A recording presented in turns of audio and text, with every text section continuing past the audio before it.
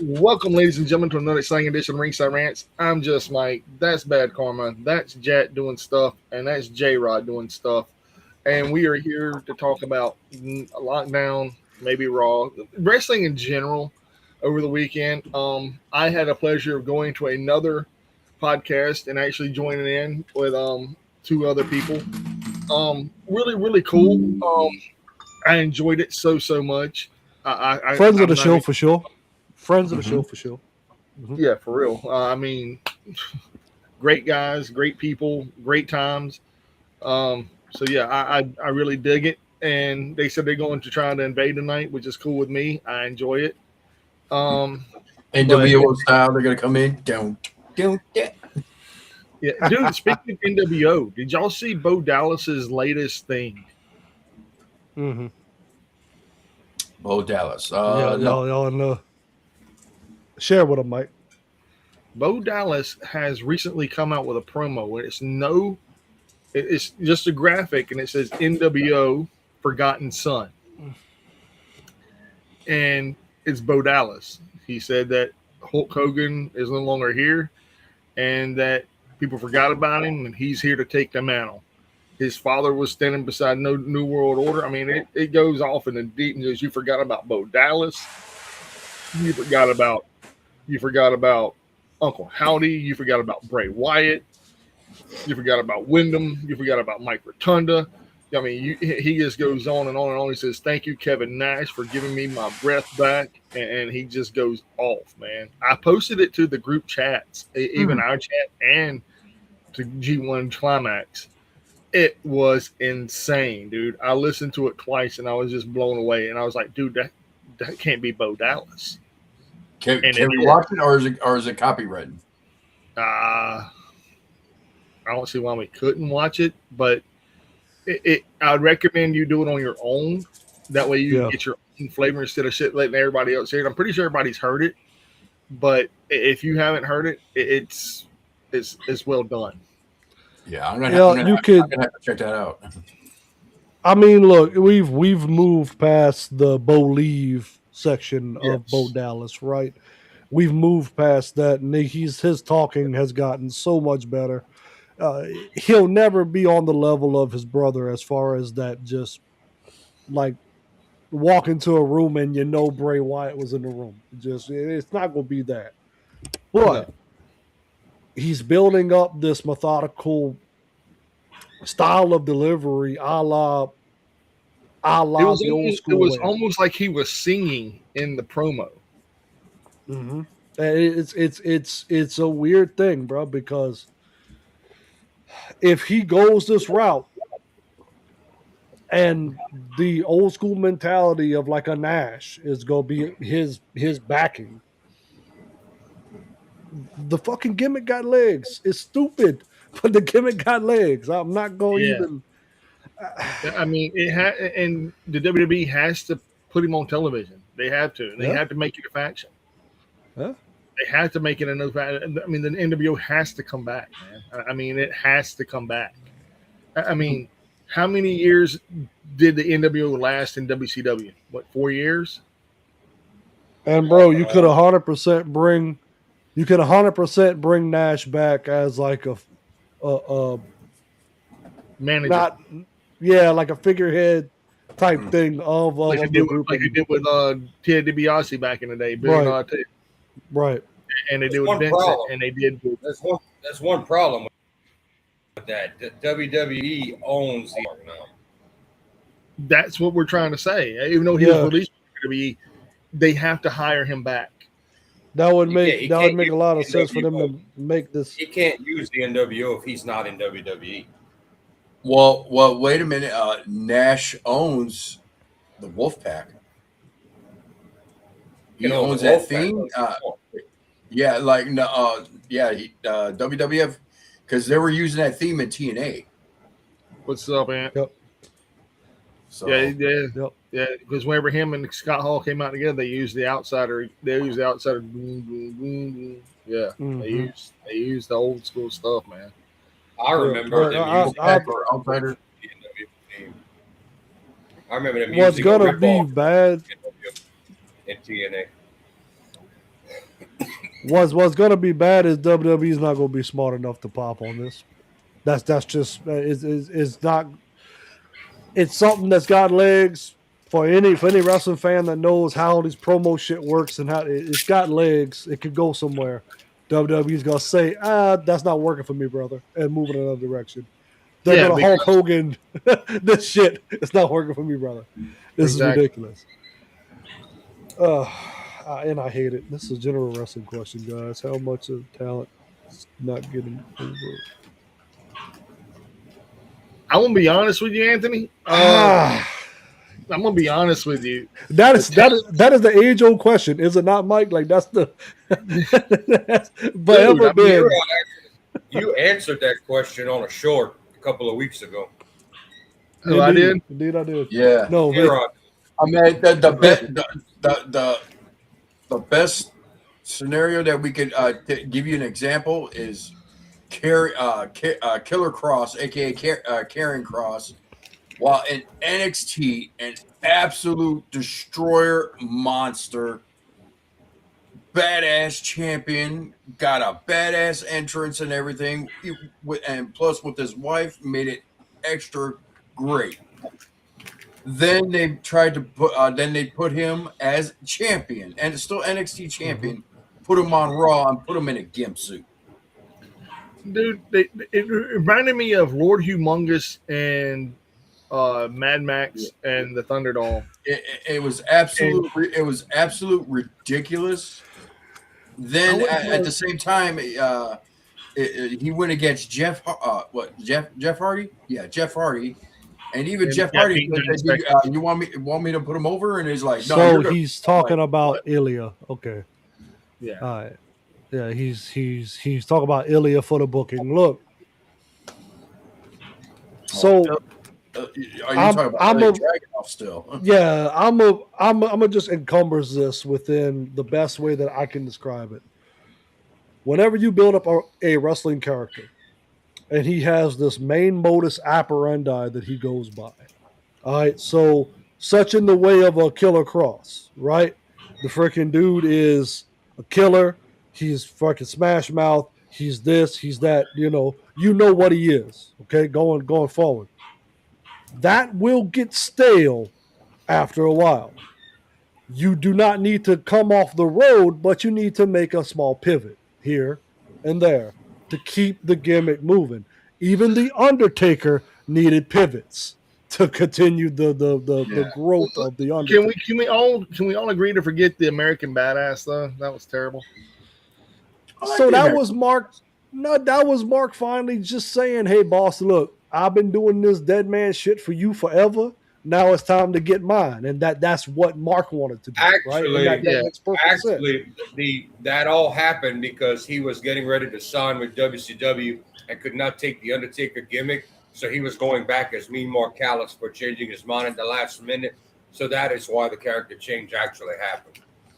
Well, yeah, I mean but still, that was more Mark saying, "I don't need to do the dead man gimmick. I can do this on my own," But within the same token, even a character such as iconic and as lasting the test of time as the Undertaker needed pivots. So you cannot have the same character doing the same shit every single time. It's not. You need change. Yeah. But when you overchange is where you lose shit. So the booking can overload these wrestlers' asses to the point of the wrestler don't have an identity anymore that resonates with the fans. And that's where booking can screw with a wrestler. But at the same time, if it's your character, say it's your character, and this is the way that this is going to be. If you are working for WWE, your character is theirs from Jump Street. So you have to do exactly what they want, when they want, and how they want it. Well, let's talk about that, for example, right now, J-Rod. You're talking about the Undertaker changing his gimmick sometimes, and people overchanging their gimmick, right? Mm-hmm. Well, let's talk about people overchanging their gimmick. Someone that didn't need to change their gimmick, and when they did, it floundered. You know what I'm talking about. You know exactly what I'm saying here. Roll it, baby. uh, and it hurt a lot, and it hurt their popularity. And I'm not trying to sit there and say that Devon becoming Reverend Devon. No, that was another one. that was another one, but no. But how about this one? The Miz, right? When the Miz first came out, he was an egotistical son of a bitch. Everybody hated him, right? And then whenever he changed his gimmick to make people hate him even more by having Miz down, and he just portrayed that and portrayed that and portrayed that, and then became a face. And then when he overchanged it again, yeah, Shorty G, there's another one. When the Miz Shorty G was that was damn near like career suicide, dude. That was almost them trying to kill him off. And I don't know what happened backstage for that shit to happen, but Chad Gable went from a legitimate contender on every match that he was in to all of a sudden Shorty G ain't won a motherfucking thing until they started to like chant his name because he was legitimately the underdog you wanted to see win at that point. So then they started throwing bones, and they want to talk about because this was always the thing. We just need to build up Chad's confidence. Bullshit. He pissed off somebody and got punished for it. That's 100%. Most major gimmick changes. Shorty G character. I don't think Vince saw any legs on Chad Gable. If he'd have been smart, he'd have made Chad Gable the illegitimate Kurt Angle's son or reversed that role. 100%. That's one of the biggest misses of the last 15 years. One of the biggest misses in the last 15 years. And that shit would have been solidified, and you could have still been running that character right now. But Anthony's still going on about Ilya Dragunov. Now, to me, Ilya Dragunov, they had some with him. He was talented. He was good in the ring, and he was an excellent champion for the reign that he had.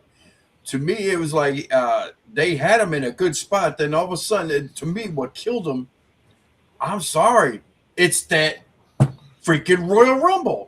That Royal Rumble killed him. With damn Brock Lesnar, dude. That didn't even matter because they gave him the title after that. To me, it did because it was like because I was looking at Ilya Dragunov. I was like, dude, this guy's a real contender. This guy's a defiant, and all of a sudden he's over there battling Brock Lesnar, giving him some chops, and all of a sudden Brock just manhandles him and throws him out the ring like nothing. And it's so, I mean, I'm going to think blame, about it. I'll show you, Anthony. But when it comes to WWE, I will blame the creative. You know why? Because they have such a stranglehold over what each character does and says that it is their fault when someone doesn't get over, they don't have anything for them. If you want a great example of characters that never changed but were fine in one company and didn't make it on the main roster because of bad creative, look at Nakamura and look at Bobby Roode. Both of those dudes were over as in NXT. You put them on the main roster. You want to get mad because you don't think Dragunov had a personality? Blame the WWE writers who tell everybody what the fuck to say. That's why I'm going to hold them more responsible than an AEW or anybody because they control the narrative in WWE. 100%. And that's just because they were Triple H's boys. Yeah. Like, for whatever reason, whatever that shit was, Triple H's boys could not take nothing over to the other side. So it killed the momentum.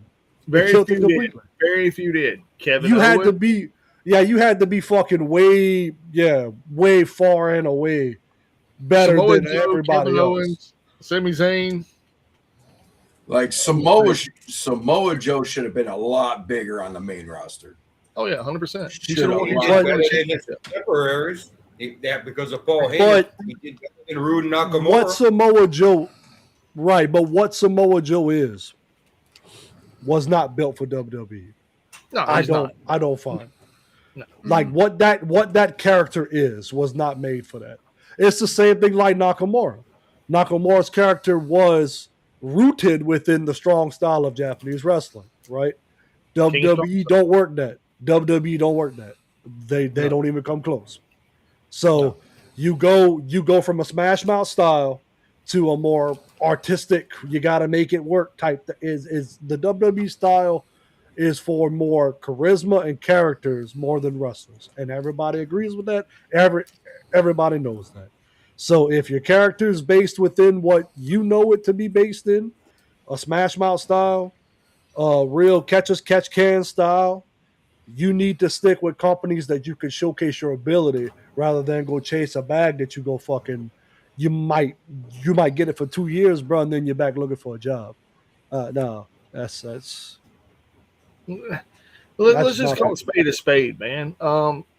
There's different people that can get over in any company, and I'm gonna be honest. The only person I've ever seen get over in any company and stay over in any company is Chris Jericho. Copeland, Adam Copeland is trying to. Whoa, stay over. Jericho had go away heat about a year ago.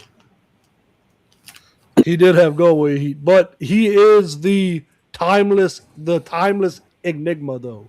Motherfucker, don't. Yeah, like every company he's been in, he's fucking succeeded, and he's succeeded at the highest level. So would we be wrong? Would we be wrong in saying, how can we not say that Jeff Hardy never got over in every other company he worked for?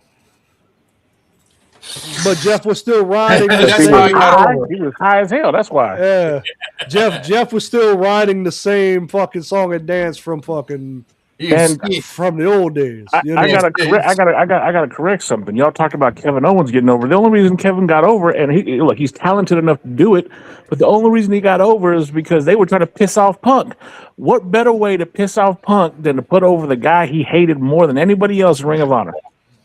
Yeah, you could say that. But Kevin Owens got cheered before he even met up with Punk, just showing back up because everybody was missing him being off TV.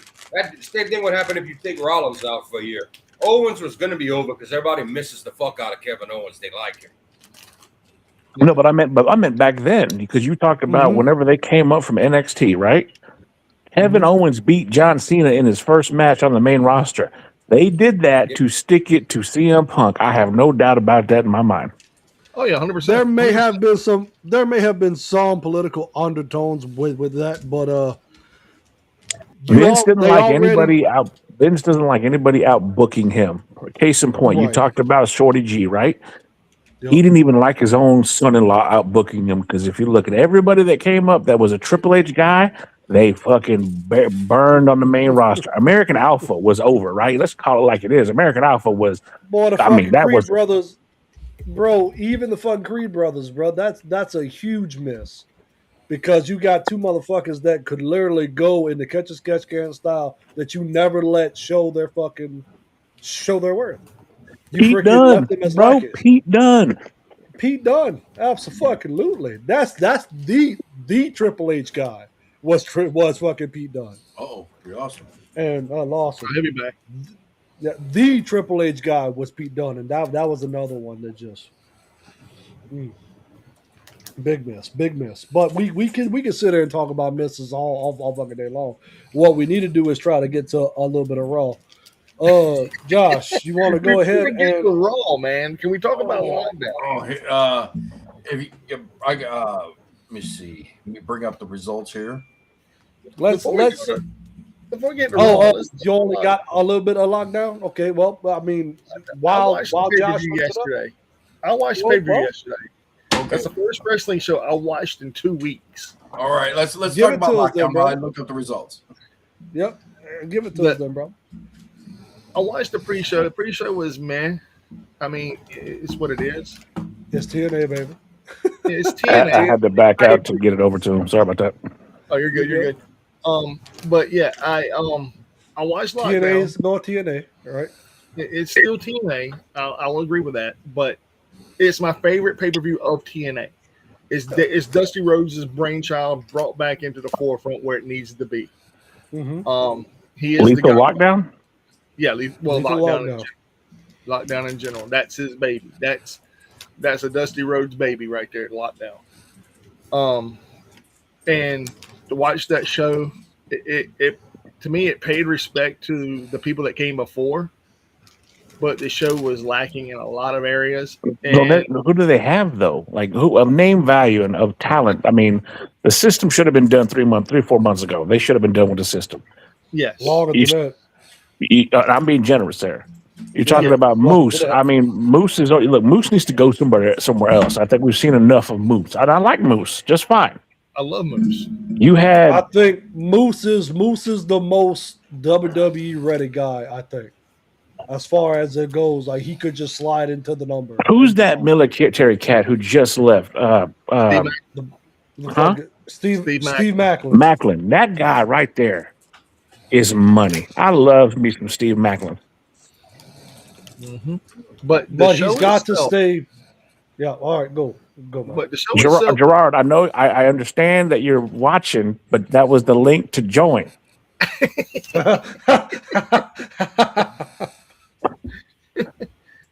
that was the link to join. He said, but it's a little bit different than your product. Dude, your product is amazing, by the way. I wouldn't say all that. I mean, like I said, this. I like this. This is like these are the boys, man. And I'm glad y'all. I don't have wrestlers on my podcast. Like, look, you got Bobby Fish right here. I can't compete with that. No, man, we just regular people, man. That's all we are, regular people. You got a glorified referee on your side, bro. And I mean, Mike, where's the line? Where's the line? Okay, where's the line? Wherever, bro. There is no line. Right here. Oh, there's a line. All the... All right. There's the line, and we need to talk about it now that we got everybody here. If anyone missed Friday's show, we had a debate, and the whole chat was on the side. But Mike declared to say that FTR is a greater all-time tag team than the Road Warriors. Would someone like to jump in on this, please? Mike, I usually agree with you. What the hell was that? There's a reason they call it the Road Warrior Pop. When FTR can fill Wembley, then we can talk. Hold on. Hear my story now. He said Road Warriors made more money than the FTR has. He said this before he said anything else. He said they made more money. He said they were more over and draw. Right. And you said they have more drawing power. Okay, number one, they have never made more money than FTR. See, you get me started. See, get me started. See, don't get me started. FTR, 40 years. Dude, you're crazy. FTR is a great tag team. Fundamentals are there, but you can't be the greatest of all time if you're an imitation of a greater tag team. They are the newest version of the Midnight Express. And you know what? Stokely Hathaway is not Jim Cornette, and he never will be. He's a hell of a like side man. But if you hear the words, what a rush, all that crowd, it just pops. You hear FTR's music, they don't pop like that. There has never. I wouldn't say Midnight Express. I would say more of the Brain Busters. No, it really is. It's a newer age version of the Midnight Express. Yeah, I will 100%. The only thing with them is none of them is beautiful and none of them is gorgeous. You can't call them beautiful FTR. No, right. You can't have a beautiful Bobby in that team. No. Well, I mean, so if you were to have a beautiful Bobby style thing, bro, I tell you what, old fucking Dash is pretty damn good at being that Bobby role. But anyway, 100%. Oh yeah. Now, can I tell you tonight? I was pleasantly surprised.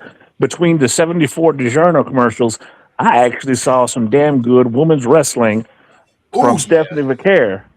Oh, and how long have I said? How long have I been calling it? It was Put her in the ring with Roxanne Perez. Stephanie Vaquer versus Roxanne Perez. Hold on, this was me right here. I hit the rock hard, boy. Hit the deck. Jesus. She even changed her gear so that her ring gear ain't riding up her ass, and she still looks fantastic. And she was in there. She was smooth. She was in there with the wrong girl. She should have been there with Roxanne the whole time. Look at that. That was catch as catch can. That was lucha libre, and that was a little bit of that strong style. If you looked at it, that was beautifully done. Well, you think about it too, though. Roxanne Perez was trained by one and only Booker T, and she was trained in Ring of Honor, and she was brought You up didn't just say that. You didn't just say that. Tell me. Please tell me. I did just say that. I did just say that. Stephanie Vaquer has wrestled for Stell. She's been she's one of the best women wrestlers on the planet right now. Oh. Gerard coming in full heel mode, boy. The Nasty Boys got a better reaction than FTR. And soon as you heard their music. Yeah, but see, I love Brian the Knobs Nasty would have Boys. been. See, the only reason they got a pop like that is because Brian Knobs would wrestle his grandmother for a nickel. That man was always about money. Yeah. Bro, Yeah. so they got over off of exposure alone. That's all. Yeah, the Nasty everywhere. But they had an fucking imitation team everywhere. too. Remember, Public Enemy was just an imitation of the Nasty Boys. It's true. It's true. What about High Voltage, man? Who would High Voltage are a copy of? Oh Lord. You know, they want to be Steiner brothers. Just call it like it is. Man, come on! Yeah, I thought they were 100%. more like what was Owen Hart and Coco Beware? What were they called? I do remember that team, but I can't. Wasn't it High Voltage? High energy? High No. High off your ass. No. Basically, WWE. Strike You know who I Force. do before I lose the thought. You know who I do love, who is a throwback, and they know what they are. They play as they are. Hell, they even came out with their gear looking like a pack of Newports. I love Truth Magnum and Turbo Floyd. My boy The said come out Outrunners. like a My boy said they came out looking like a pack of Newports. They did. Their gear looked like Newports. I gotta meet them guys at a recent local event, man. Cool as hell. I always said that if me and Gerard became a tag team, we'd be the Outrunners. That's The Outrunners are cool, man. I love Come on, some Marlboro pants. hell yeah. Bro, and it's like the throwback that still feels new, which Yeah. is a very you don't find that very often. And whenever they call back to the back, it's usually this feels old because it is old. No, When these I boys are- was getting these when I was boys getting are my down. wife when I was getting my wife into AEW and Ring of Honor, all I needed was one character, one guy who was over the top, and he had boys with him. Dalton Castle, man, he is so underrated. Yeah. So underrated. Yeah. Yes. Venom bird food. Yes. Man. Dalton Castle. Why he is not on Wednesday?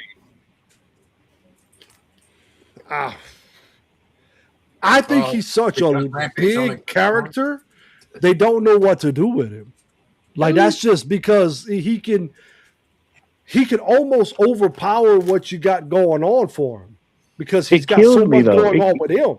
It kills me though because in the last couple of years, we've been a little leaning to the left in social media and everything. He would have been your perfect star to just be out there and be his peacock self.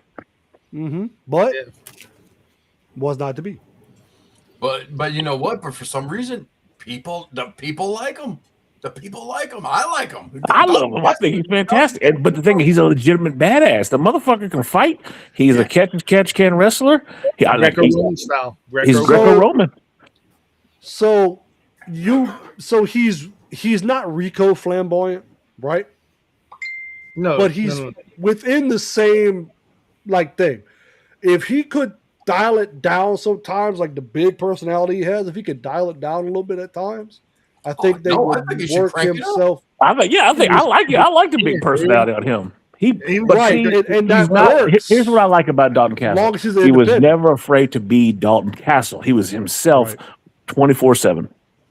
Right. As long as he's an independent, cool.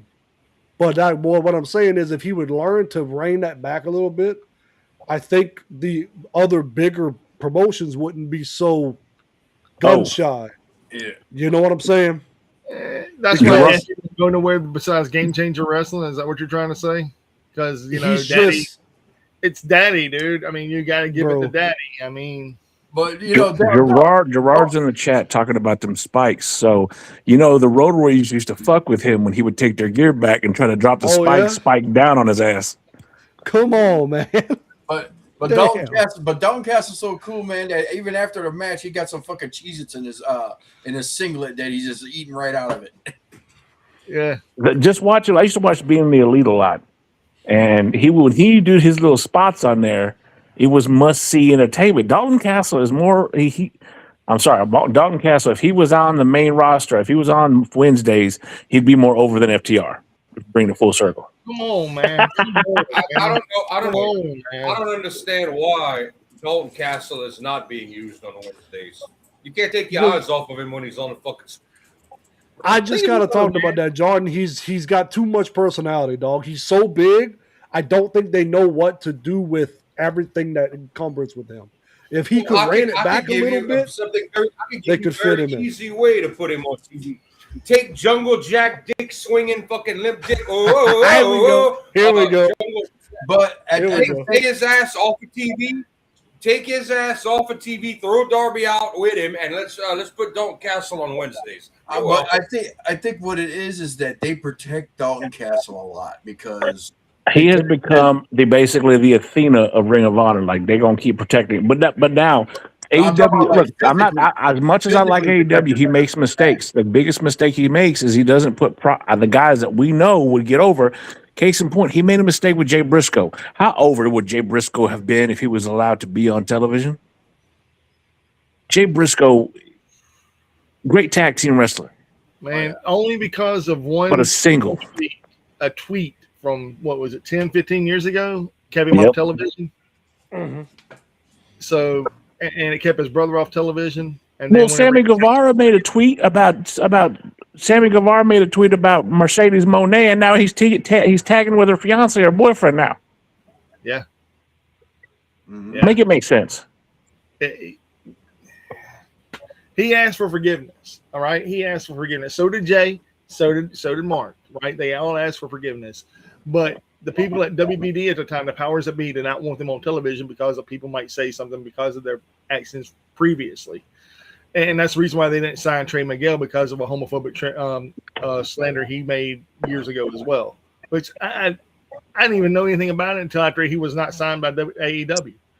I had no clue. But my thing is, if you're going to have all these people and you're going to have all these big people and you're going to have this way, like I said, in Jay Briscoe and Mark Briscoe, I think it was kind of shitty that they put Mark Briscoe on television after his brother died. Like, oh, okay, it's okay now. He can go on television. Yeah, you have to basically die for them. Someone in your family has to die for them to even acknowledge you. Yeah, and that's kind of shitty in my opinion. I really think that if I was Mark Briscoe, I would have stuck to my gun and said, fuck you. That's just me saying that personally. I respect Mark Briscoe and the choice he made. But I think he should have been a martyr and said, "Nah, fuck that. I'll do something myself." To be fair to Tony, it wasn't Tony Khan. It was WBD, and I think that people misconstrue that. Tony Khan had gone on record, and Mark Briscoe said he really liked them. He wanted to put them on. That's why he kept them on Ring of Honor. Yeah.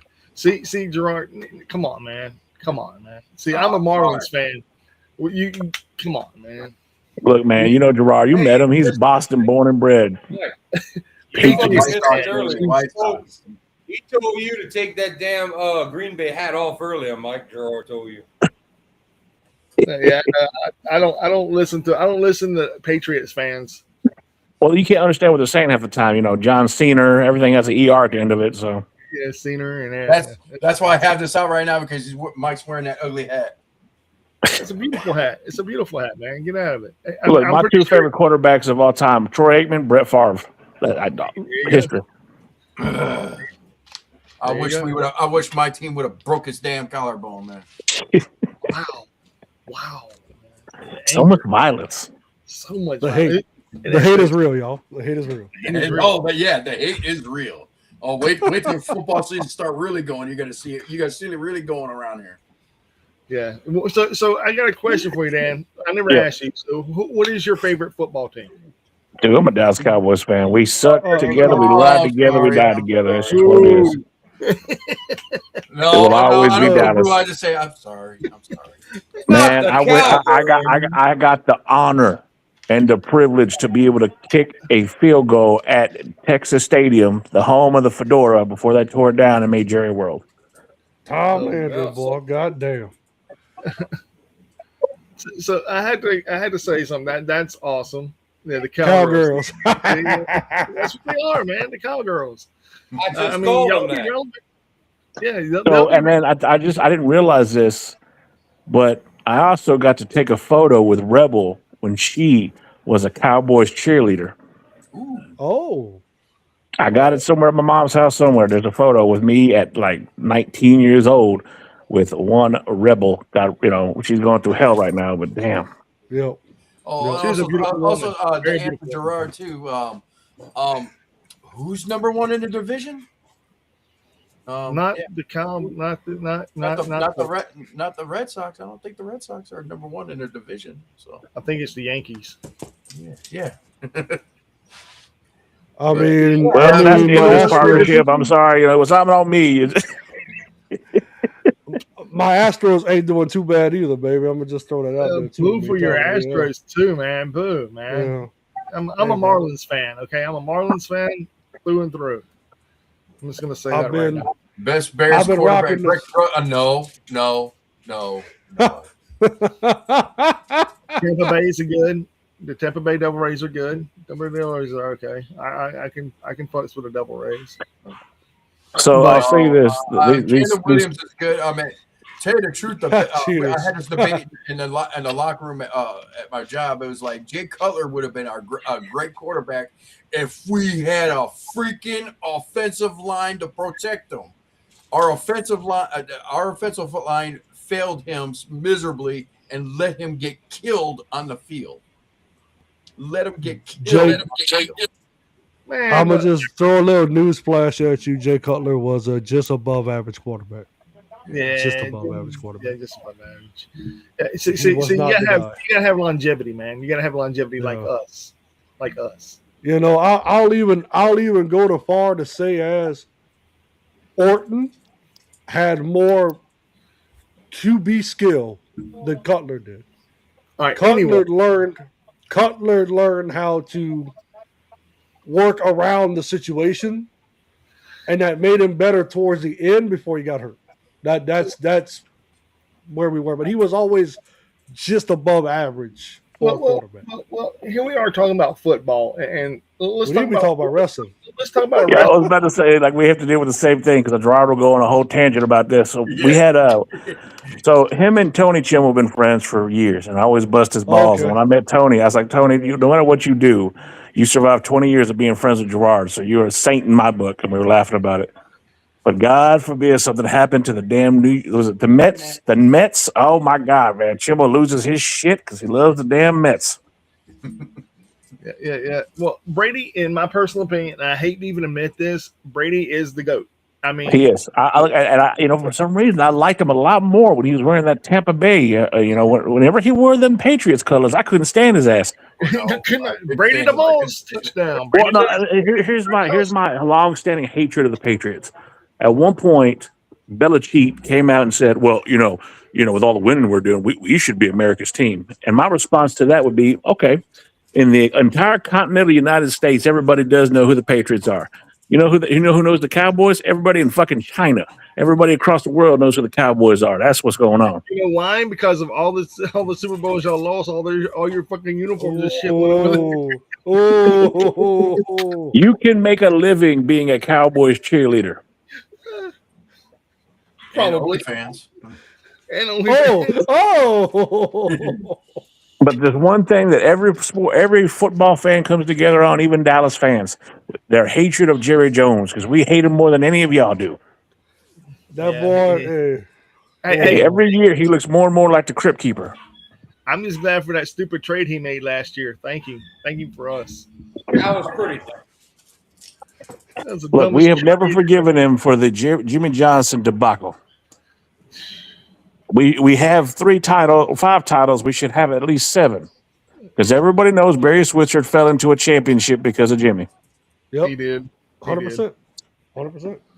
That was still Jimmy's team. There wasn't no doubt about it. Still Jimmy's team. And I'm gonna say this, and I'll do respect to the Saints. Whenever y'all got Mike Ditka, he is not y'all's coach, bro. He was the Bears coach. Yeah, the Bears. That was so stupid. No. See, look, we got Bill Parcells. Look how that worked out.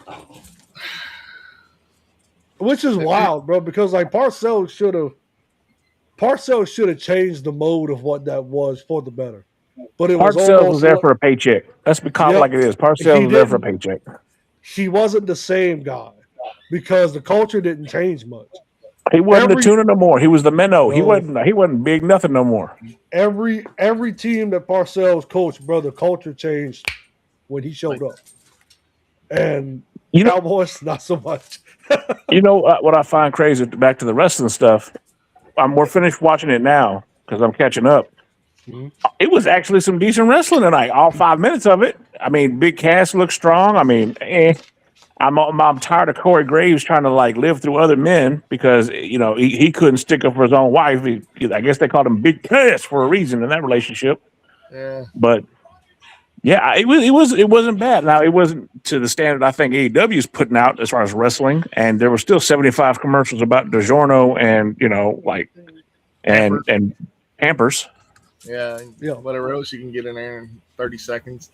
But the thing is, I'm still convinced we're going to see Bianca Belair come out with a Similac sticker on her belly.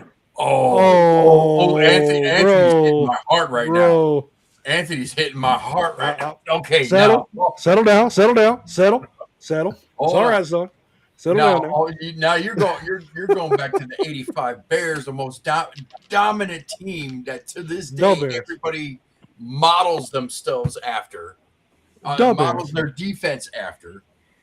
And everything. I was just watching a documentary about that, and it's how badass the Bears was during the playoffs. We blew out every people in the playoffs. Nobody. OTM. They're from NXT. Then we go into the Super Bowl and we fucking blew out the Patriots. We blew them out, but the one stain on our record that would have been a perfect season was the freaking Miami Dolphins. Yeah. And that was the only stain on on the season. Otherwise, it would have been perfect. Well, I mean, the only team to go undefeated was the '79 Dolphins. Yeah. God help us if it would have been the Patriots. I would have never could live that down. But Gerard, who was it that beat him? Oh yeah, it was New York. They whooped that ass. Oh yeah! Oh shoot! You know how much money I made on that game? I told everybody is like when the Patriots are going undefeated that whole entire season, and they're going right to. I said these guys are gonna choke in the Super Bowl. They're like, no, they're gonna win. I was like, no, they're gonna choke in the Super Bowl. And what happened, man? I was like, I made $3,000 on that Super Bowl. Yeah, I'm 100% agree with Devin. No, that 2000s Ravens defense. Man, look, the 85 Bears was something. Can't hold that back for that smash mouth style that football's playing. That 2000 Ravens team could have won. I can only read half of that statement. What did it say? Do I agree with what? Montana what? Rebel, do you agree with my Montana comment? So that you'd have to go a little further up. What was the Montana comment? Joe Montana, probably something about Joe Montana. I will tell you exactly. Joe Montana was a great quarterback. The GOAT is still Joe Montana. The guy is undefeated in the Super Bowl at the time when the quarterbacks could get black. Tom Brady was protected way too much. Tom is the GOAT, man. Tom is the GOAT. I look like Joe Montana will always go down as one of the greats. Just he played for my best. He played for my favorite college team, Notre Dame. So, but I hate there's blood rivalries that we will always have as Cowboys fans. We always, and they're not the fucking senators or whatever the hell they call it. It's the Redskins. And we will always have beef with the Frisco 49ers. It's just how we roll. That's what it is. We will have beef with them until the day we die. And I'm sorry, my blood don't bleed gold and red, and we don't do that. And the Eagles, we can't stand the Eagles, and that's T.O.'s fault, dumbass. Terrell Owens. Ever sit you were to play on my star again. He did this. How'd that work out for him? Mama got clocked. I clocked clean on the stall. All right. Okay, so let's talk wrestling. Mike, what happened? Now we just finished though. We finished Raw. How do y'all feel about OTM showing up at the end of Raw? OTM, man. Well, since Whatchacall got kicked out of the Perils of the Mall, or Evil Dogs, or Dogs of Evil, whatever it is, and then Royce Keys picked him up. So I always, ever since they came out with Jada Parker, and I will always have a soft spot for Jada Parker. Miss Parker she's something Yeah, special. she's something. Yeah, she's something. Every time I hear Hey, Miss Parker especially- sing a song by Outkast, I'm sorry, Miss Jackson, but I always say, I'm sorry, Miss Parker. Swear You to God. freaking hate to see her go, but love to watch her leave, baby. But I digress. Anyway, My wife's got this look on her face like, uh-huh. But no, I'm look. I don't know how we're going with this faction warfare, but I guess that's what we're doing. So now OTM and Royce Keys are here to really, Gerard. Really, it's different. It's something different. All you bitch about is it's always the same. Well, they need to put something against the bloodline because you know what? I'm tired of them. Everybody's tired of the bloodline, but the bad thing about it is that's what's keeping WWE afloat. yep. All I know is I'm waiting for Zilla to make the main roster. Well, we are glad that within our mindless rambling, sweetheart, that we can give you some information throughout all of this. You are paying attention the most out of all of us, because I doubt any of us learned shit from what just happened. This by far is the most OCD episode we have ever did. 100%. Y'all have clearly been watching ours. Because I was like, we're talking about Roman Reigns. Wait a minute, football, squirrel, you know? Right, exactly. That's what we do here, man. Baseball, football, basketball, wrestling. Where? What? What? Just so you know, this is what I fly when we go off subject. We like squirrel. Yeah, Well, that's a tiger, goddammit. It's Granger, man. It's Granger. It's Granger. Yeah, but anyway, as what we were saying, OTM and Rose Keys being part of it, and there's just so much. The factions are okay. I'm okay with factions. I love factions. I think we were talking earlier. I don't know if you heard or not, Rebel or Dan, whatever you want me to call you. Either work. The Bo Dallas promo that he put out. Have you heard that? No, I figured he was no wrestling. I think he just No. All right. Screw it. I'm bringing it up. Yeah, I'm going. Yeah, I'm dying. I got to. Yes, Anthony. 100%, bro. 100%. Tonight's Ringside Rants is sponsored by Adderall and Ritalin. Yes. man. My mom used to crush that up and that'd be on her nightstand mirror. And Jordan is invested in his popcorn. They wonder why I was a 10-pound preemie. Get it in your body by hook or by crook, huh, Rebel? Goddamn. My baby gonna be smart. Wrong. Yeah. Wrong. Some bitch. But no, so the premise of what Mike was talking about, just to lay a little premise down. He apparently put out a promo where he is talking about he is a NWO forgotten son. Yes. So he's bringing back homage to the NWO this shortly after Hulk's death, and I saw an interview with Kevin here not long ago where he kind of broke down during the interview because he like it finally hit him. He's the last one of the original three that's still alive. And, Well, I kind of look. Not to knock Kevin Nash, but after his son passed, and he talked about his son passing away, and then instantly went into an ad about Blue Chew. I don't know how to take Kevin Nash. Yeah, no, and look, he's always been a motherfucker as far as like money is the root of that man's world, and that's okay, whatever. But he forsake his morality a long time ago. Oh, yeah. We're starting to see the ones that are still holding on now, and karma and fate, destiny, however you want to call it, has really started to Karma's a bitch. show it, to show the ugliness. Like look at Ric Flair; he's done himself no favors, and then you got Nash. The guys that came to peace with themselves, and even the ones that have passed on, you can see who they are. Jake, look at Jake. Every time I think about this, I think about the Warrior. Every time I think about this, I think about the Warrior. The Warrior made this ultimate peace with everybody that he did wrong with. And then that night, gone. Like if that's not some goddamn you gotta get your affairs in order type shit, I don't really know what is, because that's wild to think about. But that's absolutely 100% correct. That karma's gonna keep them boys around long enough to take their lumps for what happened previously. Years ago. Yeah. You know, yes. I mean, and some of them, it's not. I don't think it's karma that's keeping them around. I think they just. I don't know. Like Sting. Why does Sting look like Colonel Sanders now? Or yeah. Why does he look like he sells Kentucky Fried Chicken? All right. So this is what I wanted y'all to see. Y'all see that? Right. Yeah. Y'all see it, right? Mm-hmm. NWO New Nightmare. Can y'all hear it?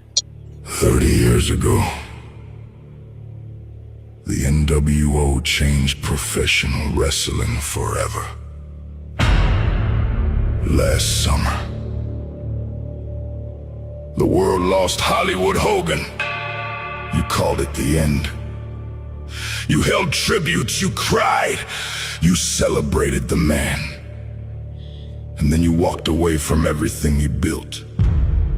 You thought the black and white died with him. You were wrong. Gods don't die. They leave disciples. They leave monsters. And they leave nightmares. You spent years asking, what happened to Bo Dallas? Here's your answer. You happened. Every few years, a new gimmick, a new name, a new joke. You never wanted to know who I was. You only cared about what you could turn me into. My father stood with the NWO, never the centerpiece, never the icon. Just another man standing in the shadow of Hollywood Hogan. Then history repeated itself. My brother became a legend. The world loved him. The world mourned him. The world made sure his legacy would live forever. And me? I disappeared into the shadows again. I became Uncle Howdy. I tried to keep the darkness alive. I tried to finish the story that death interrupted. You laughed. You rejected it. And just a few months ago, you threw me away like I never mattered. That was your mistake. Because the day you let me go. Bo Dallas died, not in a ring, not in a match, inside my soul. Last summer, Hollywood Hogan left this world. A few months ago, you buried me with him. Now, we're both back, not in flesh, in spirit. Kevin Nash didn't offer me a contract, he offered me revenge. The NWO New Nightmare didn't give me a second chance. It gave me permission to become the thing this business always feared I would become. This is the 30th anniversary of the NWO. You want it? A celebration. We're giving you an extinction. Hollywood Hogan's body is gone, his vision is set. It lives in every member of the NWO New Nightmare. That is When did it turn from a promo to a rap song? Yeah, this is inherently that is very This is cringe. inherently AI. And why does Bo That Dallas have to lurch off of everybody who's established backs? I Someone don't say- but I look, don't look. I don't Go ahead. know if that's so. I don't know if that's Bodo. Was that sent from him?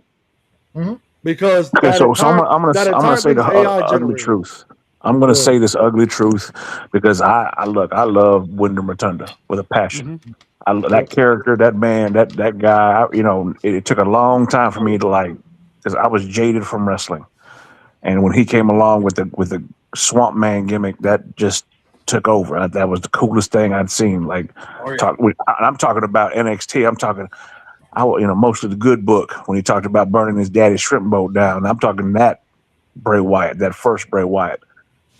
Bo, and this is going to be ugly, but Bo will never be his brother, and it eats him alive because he will never be on the mic, in the ring, as talented as Wyndham.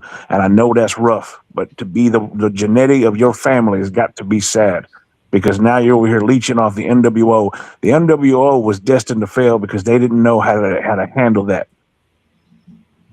And for him to sit here and try to if this is really him, he needs to stop now. He needs to just back away and find himself. Because even his last gimmick, Uncle Howdy, you can bitch and moan, partner, but that wasn't you that made that. That was your brother, been a lifeline to you because your brother's dream was to be you and him at WrestleMania. That was your brother's dream. Look, Bo is nothing but the Chavo Guerrero of this family. Wow. Ooh. And just for the record, But, I mean, old Rotunda had a cup of coffee and then NWO was put out. The dude was Wall Street was about as long as the damn Nasty Boys. But then again, everybody in was there WCW just was as a long member as of the NWO. Big Bubba Rogers.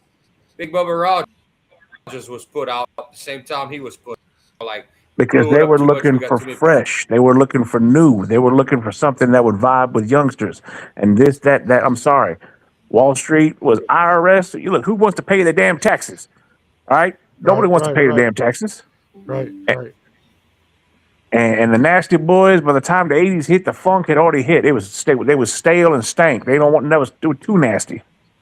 Well, there was no point in putting in when they realized Hogan wanted to put his boys in. That's the Nasties. The problem is you already have Hall and Nash that outclassed the Nasty Boys in 1996. They were just cooler, fresher, the bigger names. Why put another tag team in there? That's why the Nasty Boys ended up not sticking around. Well, see, that's why and we all know why the NWO failed, because they didn't listen to the horseman logic. You need one guy on top, you need a tag team, and you need a mid-class guy. That's what makes a good faction. And then you occasionally you need a mouthpiece. That's what JJ was there for. That's why the greatest iteration of the Four Horsemen was Tully Blanchard, Barry Windham, Arn Anderson, and Ric Flair with JJ at mouthpiece. That's all you needed. And Baby Doll for color. That's all you need. And DiBiase was supposed to be the mouthpiece until Bischoff.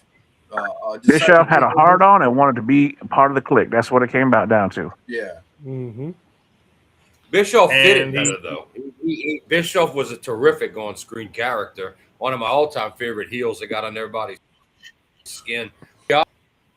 He said, there's no room for me no more. Can I go do something? Yeah, all right, well, the Steiners. He said, at least I'm doing something. But see, the problem with that is, if he would have spent more time running the damn company and learning and looking at the talent he had and let DiBiase be the gimmick, they wouldn't have had a problem. I will always say, you had so much talent. Jericho could have brought him up.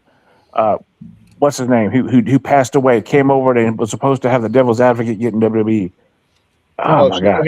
Sean O'Hare. Fucking what the hell? You've dropped the ball. They didn't drop the ball in WWE too. They dropped the ball in WCW as well with him. Dude, Chronic was over. Chronic was an over team. Well, you're too busy cutting the nipples out of a shirt for fucking Tank Abbott and some girly ass goose that the only one that was talented was Gregory Helms, but you want to get Justin Courageous over.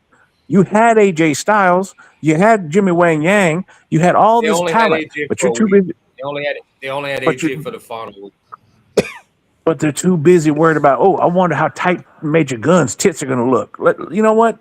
And you're worried about arguing with Hulk Hogan being fucking Vince Russo. WCW had talent. Just like, throw it away. Just throw it away. Let's give David Arquette the belt because we're fucking stupid. Well, I mean, think about it. WCW they were already tanking as it was, and they didn't know what to do to get back on top. They tried everything. And I mean, hell, what was that triple cage match they tried that was freaking god awful? The Ready to Rumble cage?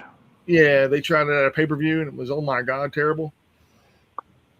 It's the exact same venue that where they threw Canyon off the top into the ramp. It's the exact same venue where Owen Hart fell to his death. Russo did that on purpose. Yeah, he did. Mm-hmm. Yeah, he did because Russo's an idiot. But I'm sorry. Once they lost Benoit, Eddie Guerrero, Harry Saturn, and Dean Malenko. Once they lost them, that was their workhorses right there. Once they lost them, that was when the true collapse started. Yep. And they lost them because they did not Kevin Sullivan's booking, and Kevin Sullivan got removed from the booking. Right soon after. Yeah. Well, I mean, they all left because they didn't like Paul Priest. Well, I mean, What did Gerard say? I will joke with what?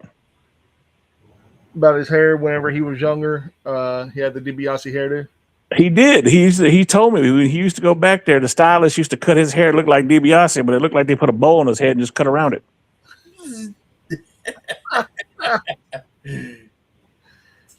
Oh my God! But you could come and give me the business right now, Gerard, but you're too busy over there watching. Yeah, They gave you an invitation. you're more than welcome to jump on here and hang out with us. But again, though, I mean, I don't think we're going to talk about lockdown, are we? Y'all want to talk about lockdown? Avery Styles made his debut there. He signed paperwork with TNA. Mike, how do you feel about that? Look, I'm okay with it. I think look, man, his father paid the dues for him. And if he's as talented as they say he is, let the boy roll. But I can see the other side of the coin. Mm-hmm. I'm going to say this, and I know this sounds a little bit harsh. Nepotism is a thing. I know that. I'm okay with it. I mean, it ain't like Dominic Mysterio showing up in WWE and right off the main roster. I mean, it ain't that bad. I mean, I said this earlier. I said it earlier. AJ told him to go to TNA because instead of going to NXT and not getting paid, he can start earning a paycheck and he can increase his value when Tony Khan and WWE come knocking, so he can do it. That's all this is about. He'll probably last 6 months to a year. I didn't even think about that. That's actually brilliant. Yeah, I love that. He's thinking about his boy. Daddy knew where he was going to be the most successful at this. But he's also going to be there to work with one of his childhood, his godfather. He's going to be there with Kazarian. Mm-hmm. Like he's going to be brought up the right way. Right. So that's it. So we're not going to put him in danger. You know. I don't know how much of a paycheck you're going to make at TNA right now. Not much. Look, they're on AMC, sir. They're on AMC. They have all the money. Yeah, if that was the case, then why all the wrestlers leaving? They're on AMC, sir. Yeah, you can say that all you want. Thank you, brother. Look how many. All right, Gerard. Ever since they joined AMC, look how many wrestlers left. Yeah, because they were stupid and thought that WWE actually cared about them. They just became a feeder because their own feeder. They can't keep their hands out the cookie jar long enough to build talent. That's why Jim Cornette had it right. They should have never mess with Jim Cornette and let him continue to run OVW. They would have had stars for the future today forever. But no. We got to make money off this. We got to put NXT on TV. You could thank Laurinaitis for that. What was Jim Cornette's favorite thing to tell him? Thank you, fuck you, bye. That's why Cornette was let go. You can thank him for that crap. How'd that work out for him? So OVW is now a feeder system to TNA. Yep. But it's not the same because it's not the OVW that Cornette ran. No, it's not even OVW. Everybody's like, Al Snow runs it. Al Snow may run it, but Al Snow does not own it, and that's what people don't understand. It's owned by people that live in Europe. Be honest with you, that's what OVW is owned by. It's owned by people that live in Europe. And OVW is, well, I don't know who owns it. Like it's a corporation that's in Europe, and people are like, well, you know, it's a Swedish company. Yeah, it's Europe. Swedish. Yeah, it's European company that owns it. Yeah, and I mean, they don't give a fuck about that shit. They don't give a damn about no damn wrestling. No. They give two shits about that company. Hell, I mean, whenever the referee almost died in the ring, how many apologies did that company give? 0. They didn't give a fuck. Al Snow came out and was like, "Oh, yeah, I'm sorry about that," and it was that was very fucked up. But you could say that about them, but at least they don't have fucking Rampage Jackson there. They were killing somebody. True story, man. True story. I mean, well, it ain't Rampage Jackson. It's his son. Yeah. Yes, his boy. I did feel bad that Rampage got all the backlash from it. He's a father. He's trying to protect his son, man. Everyone here that had a boy, had a son, would have done the same thing Rampage did. Mm-hmm. Yes. Yes. Yep. And I think it's facing charges now, like serious fucking charges. Well, if my son showed up to my house after beating somebody's ass and he had bodies in his trunk, you better believe I'm going to help him fall out. Look, he's my son. I'm going to hide them bodies. I did it, motherfucker. I don't want to do it. I did it. Yeah. Because you'll take the rap before your son would. And that's what any father is, man. I'm gonna be honest. Any with you. good father. Any good father. Yes. Unless there's like 300 bodies, and you're like, well, what the fuck did you do to kill? Now I might have to second guess some things. Now I'm. I mean, they're wrapping, bubble wrapping, hiding in the drywall. I'm like, Now I might have to take my belt off, and we might have to have a discussion about that. Then we'll have down 911 while I'm doing it. Y'all need to come get this motherfucker before I kill him. You know. What are you eating there, Jordan? Is that bacon? Smoked bacon. This man just pulls bacon out of nowhere. Jesus, he's a man of my heart. I felt like he pulled that out of his beard. Just here we go. He showed it to the camera too. Like, you see this bacon? All I got is these right here. Some chili pork rinds. Chili pork rinds. Man, you're not even Mexican. You're trying to eat Mexican food. I don't even know. Hey. He's half. What Mills Lane should say? I'll allow it.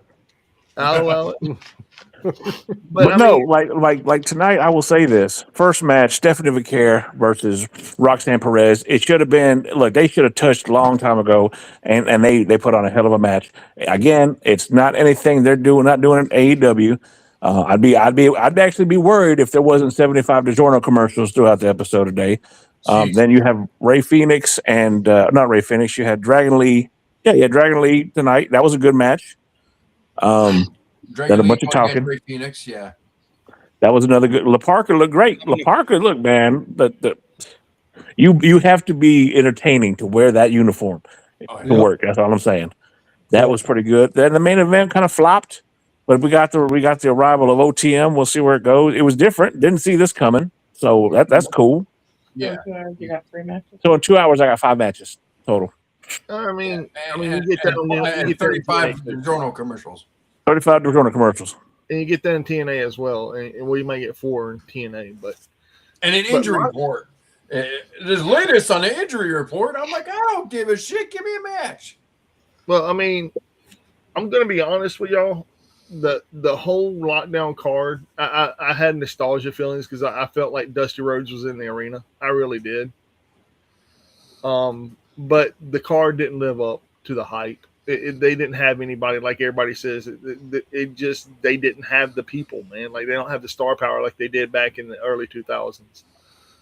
They just don't. Frankie Kazarian defeated Moose and escaped the cage. Nick the Nemesis beat the Hardys to win the TNA Tag Team Championships, which is stupid. Jason Hodge defeated Mustafa Ali, and rumor has it Mustafa Ali is entertaining an offer from AEW, but he hasn't signed a contract. Yep, that's rumor has it. But who wants to be there? They've been pillaged. Like they literally WWE used them as a feeder. And again, the talent they took from TNA, what are they doing with them? Other than how are you going to change Mike Santana's name to whatever fucking Montana? It's just Cruz Montana. I don't make it make sense to me. You know, the guy already debuted on NXT as Mike Santana, but now you're going to change him to Cruz Montana because you want to own the name. There's two reasons. One, so WWE can have a trademark name on the superstar, and 2, he's paying homage to his father with the name. He's happy. He's paying. I don't care if he's happy about it or not. It don't make no sense. And then, so, like I said, WWE took every piece of talent they had. Case in point, Jordan Grace, and they do nothing with them. They do nothing with them. Joe Henry, and Joe Henry's become a side discussion because they try to put him with Danhausen because they're trying to maximize money. Look, Danhausen is his own gimmick. He doesn't need Joe Hendry. Joe Hendry is his own gimmick. Yeah. You look, if you want to make money, but you want your character and your credibility to die, go to WWE. If you want to actually wrestle, and you want people to get over on you because of your talent, go to AEW. And that's how I feel. Yeah. And I'm going to say this, and AEW has better storylines right now than WWE does. Agreed. Mm-hmm. They do. They really do. And TNA, I don't even know what the fuck their storylines are. It don't make no sense. I don't know what's happening. That lockdown, I saw that. When I saw lockdown, you're right. I had the same feeling as you. Nostalgia. I go back to the days of fucking looking at the whole lockdown pay-per-view when Triple X went against America's Most Wanted. I was like, oh my God, they bringing back lockdown. What the fuck? And then I looked at who's in the match. I don't know any of these people. Yeah. AJ Francis versus Elijah. That match, dude, it was god awful. I am so glad because it happened in Chicago. I am so glad that I did not buy a ticket and go to this piece of shit. Well, I mean, You know where I'm going on Wednesday of next week? watch You know where I'm going? I'm going to say it again. She's giving me shit because I already told y'all. I'm going to be second row in AEW telling Aubrey Edwards to quit doing yoga and having a good ass time. You better have a sign. You better have a sign that says, "Hi, everybody." I will. I also will be wearing my Death Riders Us Against the World shirt. There you go. And I might be wearing my Dr. Wagner Jr. mask. I don't know what I'm gonna do. I'm just excited because we get a meal voucher. I get to take pictures. We get food. We get to sit there and take pictures with the belt. We get there early, and potentially I get to sit there and meet some AEW stars and try to wheel and deal to see if I can get them an interview. Actually, I got tickets to go to MLW in Chicago. Boo. Hey. There's another company right there that doesn't. They have one star power. Killer Cross. Name another person that's actually on that roster that I actually give a shit about. Mystico. Well, he's not. He doesn't count though. Mystico don't count. Leo Rush doesn't count. Shotzi. Okay, I'll give you Shotzi. I like Shotzi though. I can't not like Shotzi. I like Shotzi. What'd you say, Jordan? Riddle. What'd you say? Who? Riddle? Matt Riddle. Come on, man. Bro. He's joking, right? He's the one guy I'm that's done. not on to any. Matt, I can't pay my child support, Riddle. Man, I like to smoke weed, and I'd rather do that than wrestle Riddle. Right. I banged my porn star wife, Riddle. Matt, I got kicked out of UFC because I wouldn't take a drug test, Riddle. Matt, I became Seth Rollins' bitch. Like who in the world becomes Seth Rollins' bitch? But Matt Riddle. He is old for life. The reason Riddle is because he's one of the only guys that has a name that only works for that company. Everybody else you name is traded between these companies. Jordan, they lost all their talent too. Hammerstein, whatever his name was. Hammerstone. He got picked up by TNA. How'd that work out for him? They are almost but different. He left TNA and came back to MLW. Yeah, MJF was in MLW. Went to AEW.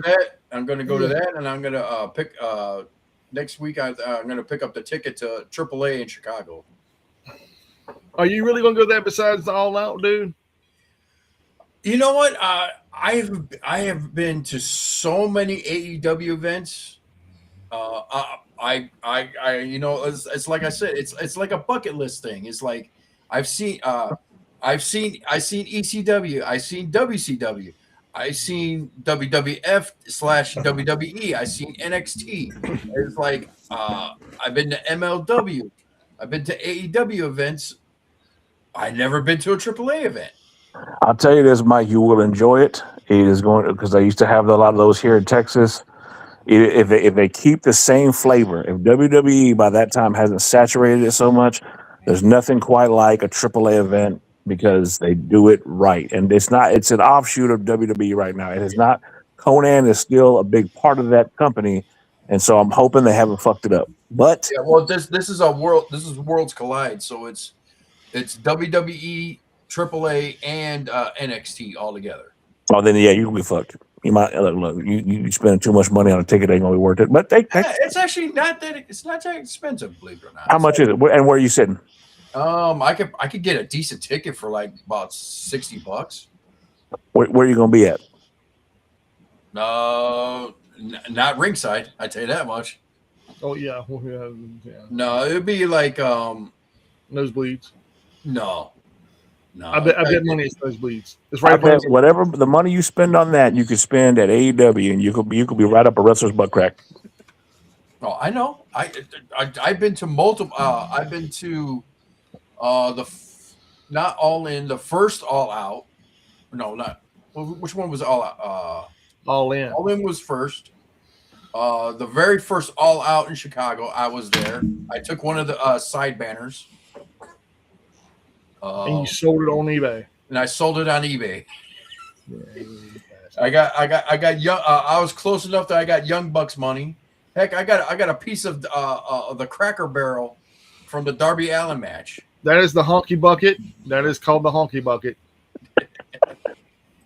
Mike, when he comes back and he's upset and emotional about the wasting of his money, are we allowed to make fun of him? Yes, we are. No, Okay, just want to make sure, clarify. Hey, I was like, Don't let that half of you make bad decisions. It's been doing to me my whole life.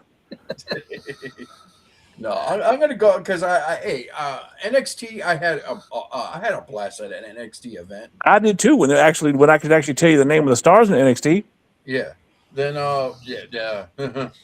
Yeah, it was like the last. I think the last one I had Bobby Roode and Asuka in it. Again, like I was watching. Who the hell is Saquon Sugars? What the fuck kind of name is that? Sugars? Saquon Sugars. And like they got another guy named I can't even like everybody sounds like Aquafina bottles and like their names came off of the back of a shampoo bottle. Hey, as long as I get to see Dr. Wagner Jr. and I get to see Mr. Iguana and La Parca, I'll be fine. Elijo, that Dr. Wagner is like, look, that dude, he looks like shit. His dad was a specimen. His son looks like a ball of shit. Nah, his brother is a big ass monster, man. Okay, but see, he's 6'5". I'm 6'5". I find it hilarious that they make him out to be a giant because you don't see any 6'5" Mexicans in the world. Pretty much. I was laughing. He's at a massive height of 6'5". I'm like, what the fuck? For a Mexican, that's pretty fucking tough. I know, I'm 6'5", but that's all that Cherokee blood. But what about Hernandez though? Hernandez is there?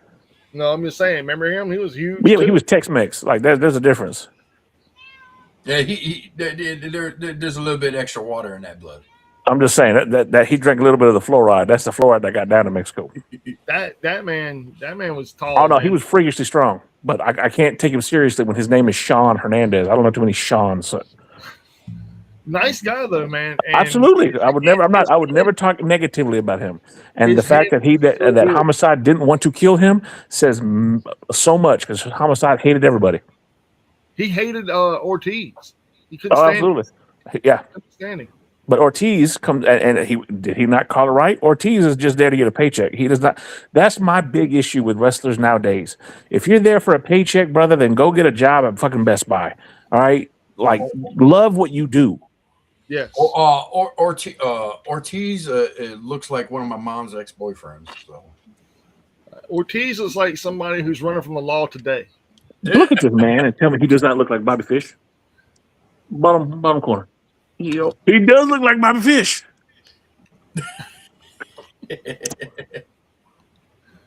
Whenever I was younger, people comparing me to AJ Styles, believe it or not. I can see that. Look at Mike. If he shaved the beard down. They don't want none. They don't want none. I don't look like nobody. I look like me, and I'm better looking for my age than all y'all. I look like Sloth, and I'm okay with that. Josh, you try hard, you do good. Candy bars. But no, like, am I wrong? I mean, maybe it's because I'm old. And I talked to you about this, Mike. I'm old and jaded and pissed off, and I feel like I'm Jim Cornette. I like in-ring wrestling, right? I like when there's two guys going at it and they're competitive. I don't need a bunch of look. I wasn't even mad about the John Moxley paper plastic bag. That's an old Terry Funk thing. Yeah. I just want fucking wrestling, and I want to be able to enjoy it. But why is everybody upset about the whole syringe through the mouth thing? Now that was too far for me. My wife loved it. My wife is a nut though. She fucking just goes, "That was the coolest thing ever." I'm like, "What the fuck? That man just stuck a needle through someone's mouth." I'm like, ow. Me, first of all, how do you pitch that to somebody else, and how do you prep for that? Well, Swerve Strickland is a damn fool. That's why. And look, you can't take a man who uses Shaka Khan, ain't nobody, to come to the ring in the Indies seriously. I love him. I love Swerve Strickland, but You jamming to Shaka Khan, bro. Man, that dude. No, I'm bullshit. Swerve is amazing. I love Swerve, but that was one I couldn't get behind that particular move. Rendition of Swerve. I watched Swerve in the Indies, man. No, Erica, AJ Styles look like a soccer mom. How you doing? Well, Mike kind of looks like a bearded soccer mom. AJ Styles looks like he should be hosting a house flipping show on HGTV with a perky little blonde Southern lady. That's a hell of a comment, there, baby. I tell you, Lord have mercy. That's very specific. Very specific. Very, very, yeah. Opie says, "Hey, Shaka Khan is badass."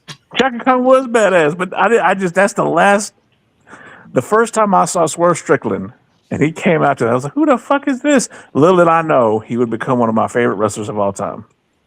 Yeah. What have you done? Swerve, to me, is the epitome of what you see on WWE done right in another company. Well, and that's another one. They dropped the ball on him too. There's the bathroom. Swerve is perfect. He could have been perfect in WWE. They're not very bright in WWE. Dude, they have a title, a fuzzy title. Why? Oh, not because they have a guy who has a catchy ringtone version of a fucking theme music, and it's the stupidest shit I've ever seen in my life. The dude can't. I don't like Trick Williams. Baron Corbin's actually said he's giving it a haircut. Well, I'm gonna be honest. Trick Williams can't wrestle. Yeah, but you had a guy who's better than him, and he proved he was better than him in NXT by the name of Carmelo Hayes. Carmelo Hayes is nothing but a light-skinned AJ Styles. That guy can wrestle. A shorter version of AJ. But he could carry a world title. He proved that in NXT. The matches he had with Braun Breaker. Your health. Amazing. And they don't want to give it to him because, he doesn't look believable. That dude's more believable than fucking Trick Williams. Whoop that who? I mean, come on. He's better than Baron Corbin, too. Baron Corbin? I don't even call that dude a wrestler. The only thing about Baron Corbin that was cool was that old theme music, and now he doesn't have that anymore. Dude, I'm going to be honest. How does it take 30 seconds to do a clothesline? Explain that to me. But Mike, when he left, he became a multi-time jiu-jitsu champion. Where? That's what they said. That's what Michael Cole said. He was a jiu-jitsu champion. Where? Multiple times, worldwide. Yeah. You're not doing your research. Wade Barrett was also a bare knuckle boxing champion, too. Well, I find that more believable. I find that more believable. You know John Cena once went to the moon? Well, no. What'd you say, Jordan? I believe that Corbin is a former Golden Gloves champ as well. Yeah, his gloves were literally made of gold. Jesus God. And John Cena has the ability to turn invisible. I like him. He is the personification of skinny fat. I'm sorry. Dude, his belly used to always smile at me during matches. Baron Corbin, to me, honestly, truthfully, when he goes outside, slingshots around the post, comes back in for that clothesline, how do you not prepare for that? That was the only cool move he had, though, man. That was the only. But dude, it took 30 seconds to freaking lay out. I mean, my God. Look, he was a bigger, taller, less talented fucking what the hell is that commentator's name who had the Lucky 13 as a finisher? Taz? Corey Graves. He was a bigger, less talented Corey Graves. Corey Graves is way talented, man. And I wish he would get back in the ring. He's been cleared, but they won't let him wrestle, and that pisses me off. Well, we'll see how it goes. I mean, he's getting cucked right now by Big Cass without being cucked. I don't know, man. That dude's terrible too, man. Like I said, the only way to get them over is put them in a tag team. Did you watch? I'm just saying. Did you watch tonight? Fucking Corey Graves. You show him what for, young man. You go over there. You whoop his. You go do that to Big Cass. You're vicariously living through Javon Evans, who's beating up the ex-boyfriend of your wife. I know. I was like, you might as well put a chair in the corner of the ring. If I was a major dick, I would have been gone over to the table. I was like, your wife tastes funny. You might as well take a chair and put your chair in the corner of the ring post and let him watch him mess around with your wife, because that's what he's doing to you right now. He's sewing your head. Mm-hmm. That makes me love Big Cass right now. I like seeing Corey Graves sound uncomfortable. Well, I mean, he did, like, before. From what I understand, is there was a real life heat behind him and Corey Graves. I believe that, and I still believe there's some kind of animosity between both of those guys. I'm just saying, I see it. I mean, I can see him at home going, Carmella, how big was it?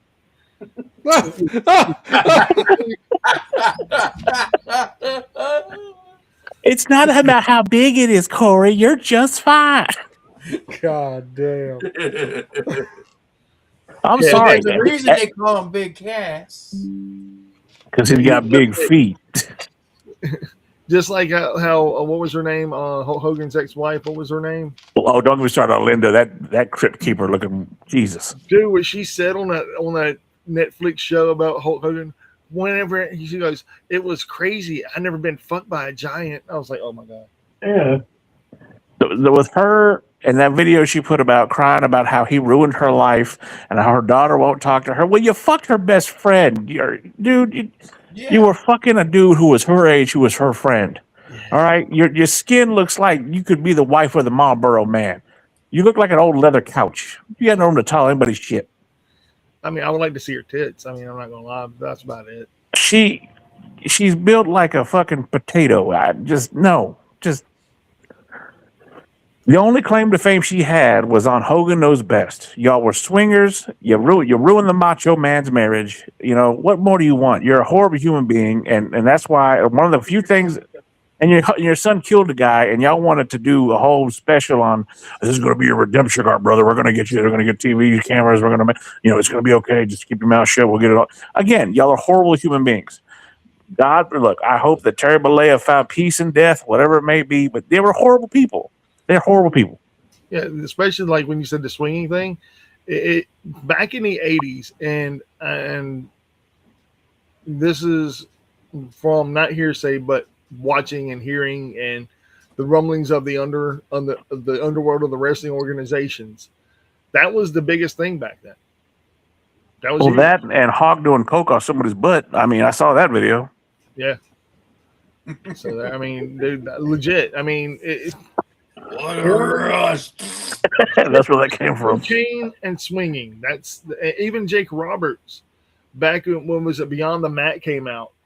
And he would sit there and talk about, yeah, there was this girl, and when you have normal sex, that just ain't enough when you're on the road. Yes. And I'm like, what do you mean we had normal sex? Like, he's like, yeah, we have like 7 or 8 women, and then they bring their dudes along with them, and then I'm like, wait, hold on, time the fuck out, bro. Like, you went way too deep. Somebody went too deep. Somebody went too deep.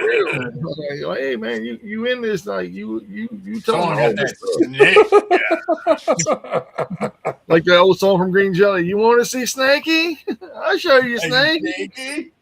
Well, again, so going back, the only thing is the reason why everybody's so shocked about Vince is because he was the last man standing. All those guys that were fucked up like him are gone. And he's just a remnant of it, but he was the worst of them. He was the worst.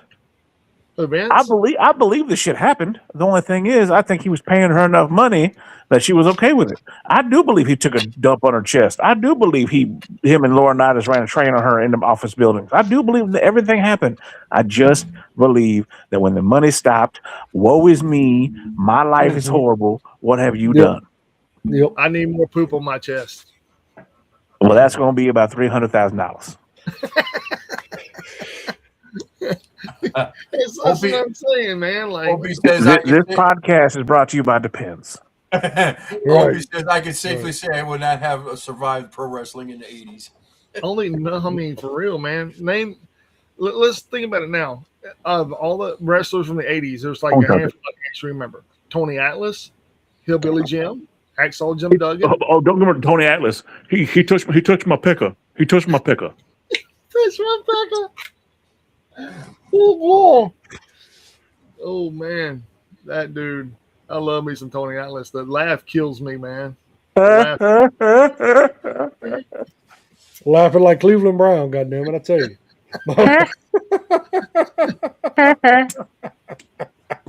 You actually believe the whole accusations with Brock? Look, and again, Yeah. with Brock, Brock didn't look. They never said Brock did anything. They said Brock was brought up as a possible somebody that she was used as a bargaining chip for Brock. But Brock apparently got too drunk one night, or Brock said the weather was bad, allegedly. I think that he didn't want to do it. Like, look, if you want to fuck somebody, you're gonna make a way to make it happen, right?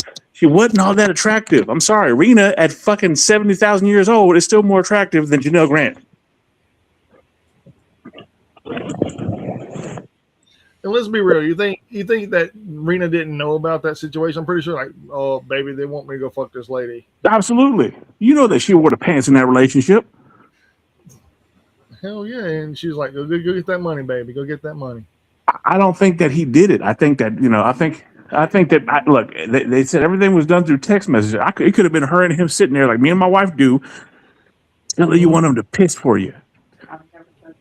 Just saying in general, like jokingly saying, yeah, make her do this. See if she'll do this. Joking about it. But look, he caught so much shit and he didn't even do fuck all. Yeah, he just watched her piss. Allegedly. Allegedly, yeah. Allegedly saw her piss. But my thing is, after all everything said and done, do we really need Brock in wrestling? Seriously? No, but I think my only issue is that he got a bad rap. I like Brock, and I'll tell you right now, some of the nicest people I got to meet when they were on doing their signings and all that. Big Show's hand is the size of my whole fucking head, terrified the fuck out of me. Brock Lesnar is literally another shoulder length wider than me. Like me and him are the same height. I'm taller than him, but he's wider than me, which is incredible. But the nicest guy, he shook my hand, big ass fucking lunchbox hand, and just again can't say anything. I can never say anything bad about him because he's a normal human being. When he doesn't want to get fucked with, don't fuck with him. And when he's on the clock, he's on the clock. Mm-hmm. That's like MJF though. Like MJF, I think he's the most genuine person on the clock and off the clock. Oh, he is an asshole when he's on the clock. But do you see what he told that paraplegic girl? She was talking shit to him, and he stood up out of his chair. Look what I can do. Yeah. Look, Jordan, are you sure you're not MJF's dad? Yeah. Well, I said, Jordan, are you sure you're not MJF's dad? That motherfucking heel life, boy. Uncle, brother, something, some sort of relation. Yeah. That like heel life, boy. Yeah, that heel life, man. Jesus. Yeah, he stood straight up and said, look what I can do. Yeah, and sat back down. I was like, this motherfucker. I knew a guy that was in San Antonio, went and got a photo with him, wore a shirt of somebody. Who was it? But it was some of the MJF, a CM Punk shirt. And he goes, he's better than you or something like that. And right as the picture was being taken, MJF sack tapped him. So the picture shows him going, oh, and he goes, well, I got to get another photo. That'll be $50. Made him pay for another photo. Hell no. That was great. That was fucking awesome. Watch any interaction with him and Danhausen. I fucking hate you. Go away. I fucking hate you. Leave me alone. I fucking hate you. Yeah. The best one is, you ever seen the one where the dude, Macho Man impersonator, going around and MJF just walks by? Hey, Macho goes, "Hey, it's MJF. Is suck my dick."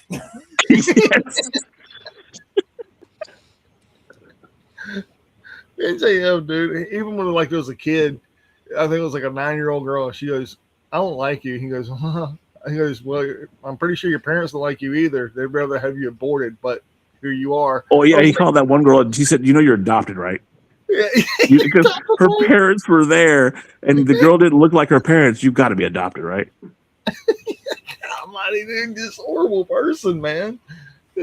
Again, Punk, like, this is Punk's way.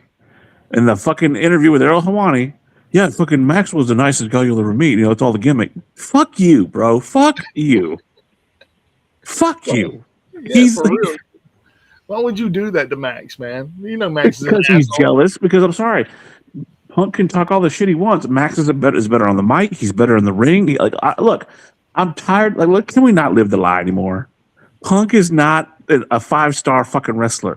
Punk, look, he's got lead in his ass.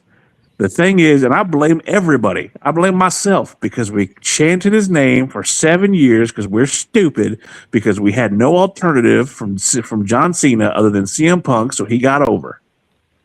Yeah. He made a pipe bomb. Okay, yes, it was good for its time, but it aged like spoiled ass milk. But I'm going to give this to CM Punk for right now. It's like everybody. He is a workhorse right now. How? Compared to you got 2 champions. Who's working the hardest right now?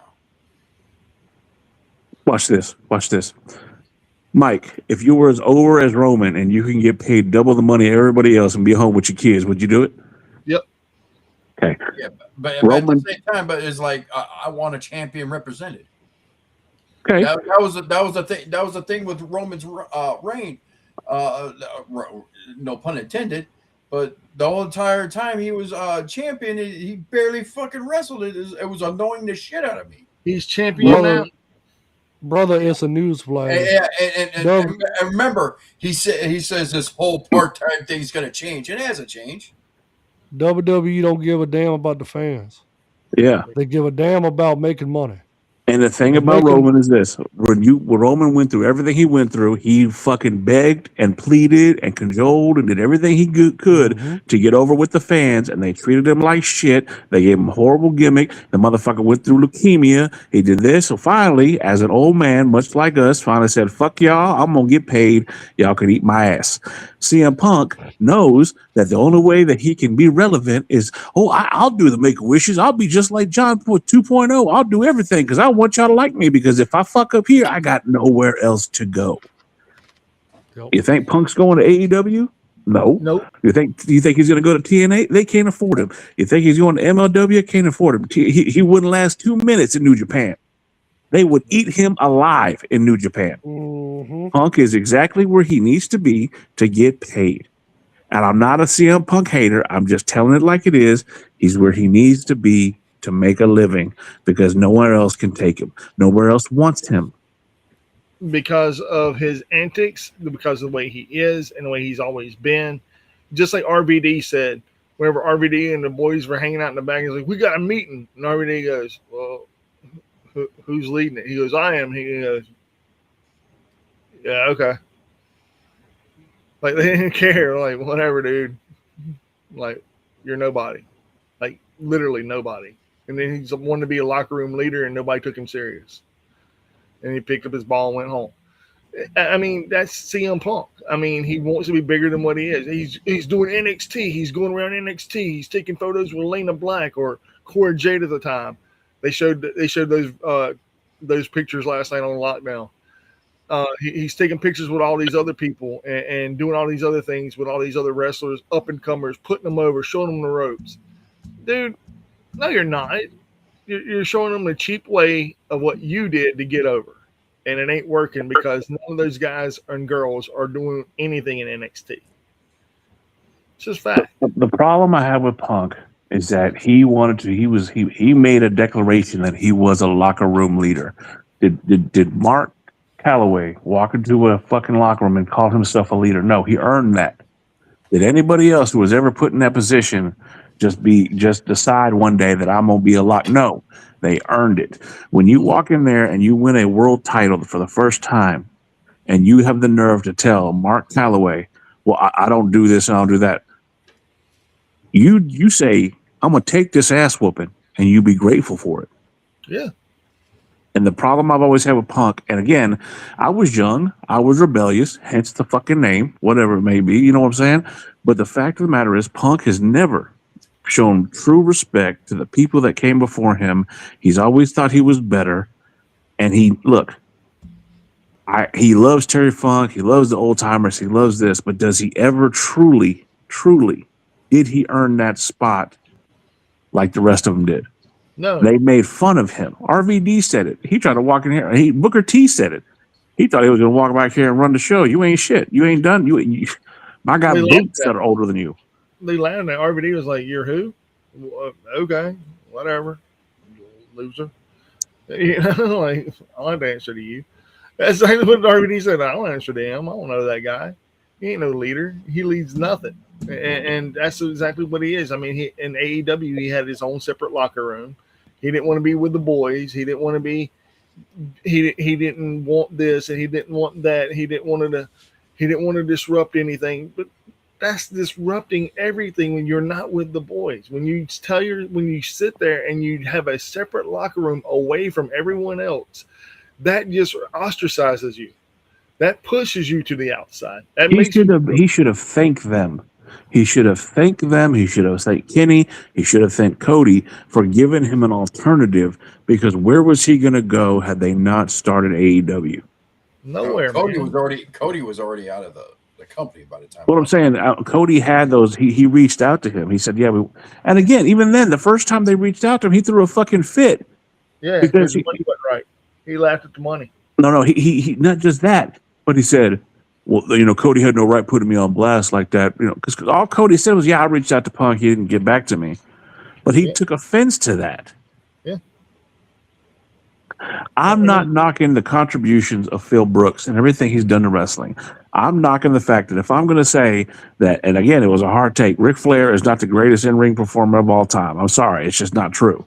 But if I'm going to say that, then I have to also call out Punk and say, I'm sorry, you don't have the right to say you're the best in the world, because you're not even the best in the fucking country. I'm sorry. You're not. Like Bryan Danielson, MJF, Jericho, fucking Jericho at 60 years old. I mean, three guys right there just they can run circles around that man.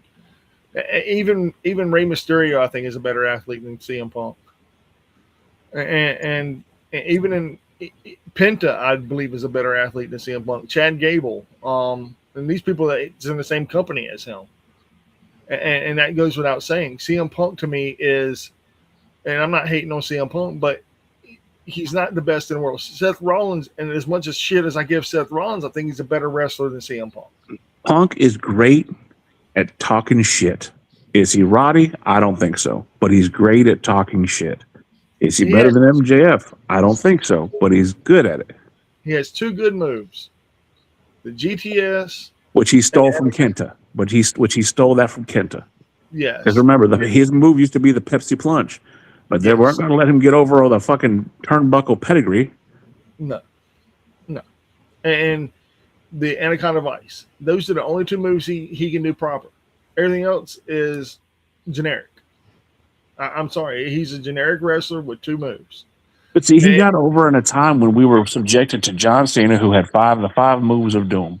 So CM Punk had a few little flavors in there. Cool. And look, he was he was a different cat, like again, he was the rebel of his era. But if we're going to magnify that, we're going to look at it with a fine-tooth comb. He's not that great. He's not. And I'm tired of living the lie. I'm tired of living the lie of saying that CM Punk is the best in the world. We inflated his ego. That's the fans' fault. But it's also the fault of the company that shoved the same BS down our throats for years. Listen, let's go back. This whole John Cena thing, the whole boring Roman Reigns thing, it wasn't until the Fiend, and they ruined that, and then the Bloodline. COVID and AEW are the best things that ever happened to WWE because they forced McMahon off the book. And when McMahon got off the book, his son-in-law got a chance to do some things, and they were nice. It was great. But now we're basically going back to the same stuff. Yeah. We have some changes here and there, but WWE is a one-trick pony. They've always been a one-trick pony. And I remember Saturday you mentioned that TKO went to AEW Dynamite on last Wednesday. Yeah. And like I told you, I think they're in there just trying to steal their ideas from AEW. Because what are they thinking they do? Because they're losing ground to AEW. They're not losing traction, but they're losing. Well, yeah, they didn't do it. Like they didn't do after pay-per-view press conferences until AEW. Yes. And again, AEW, that's all off the cuff. Tony Khan will sit there and they're not selecting people. Hey, you want to have something to say? You got something to say it. And as uncomfortable as he was in the beginning, Tony would answer the questions. Yeah, but AEW got it from New Japan. I'll admit it from that. Agreed.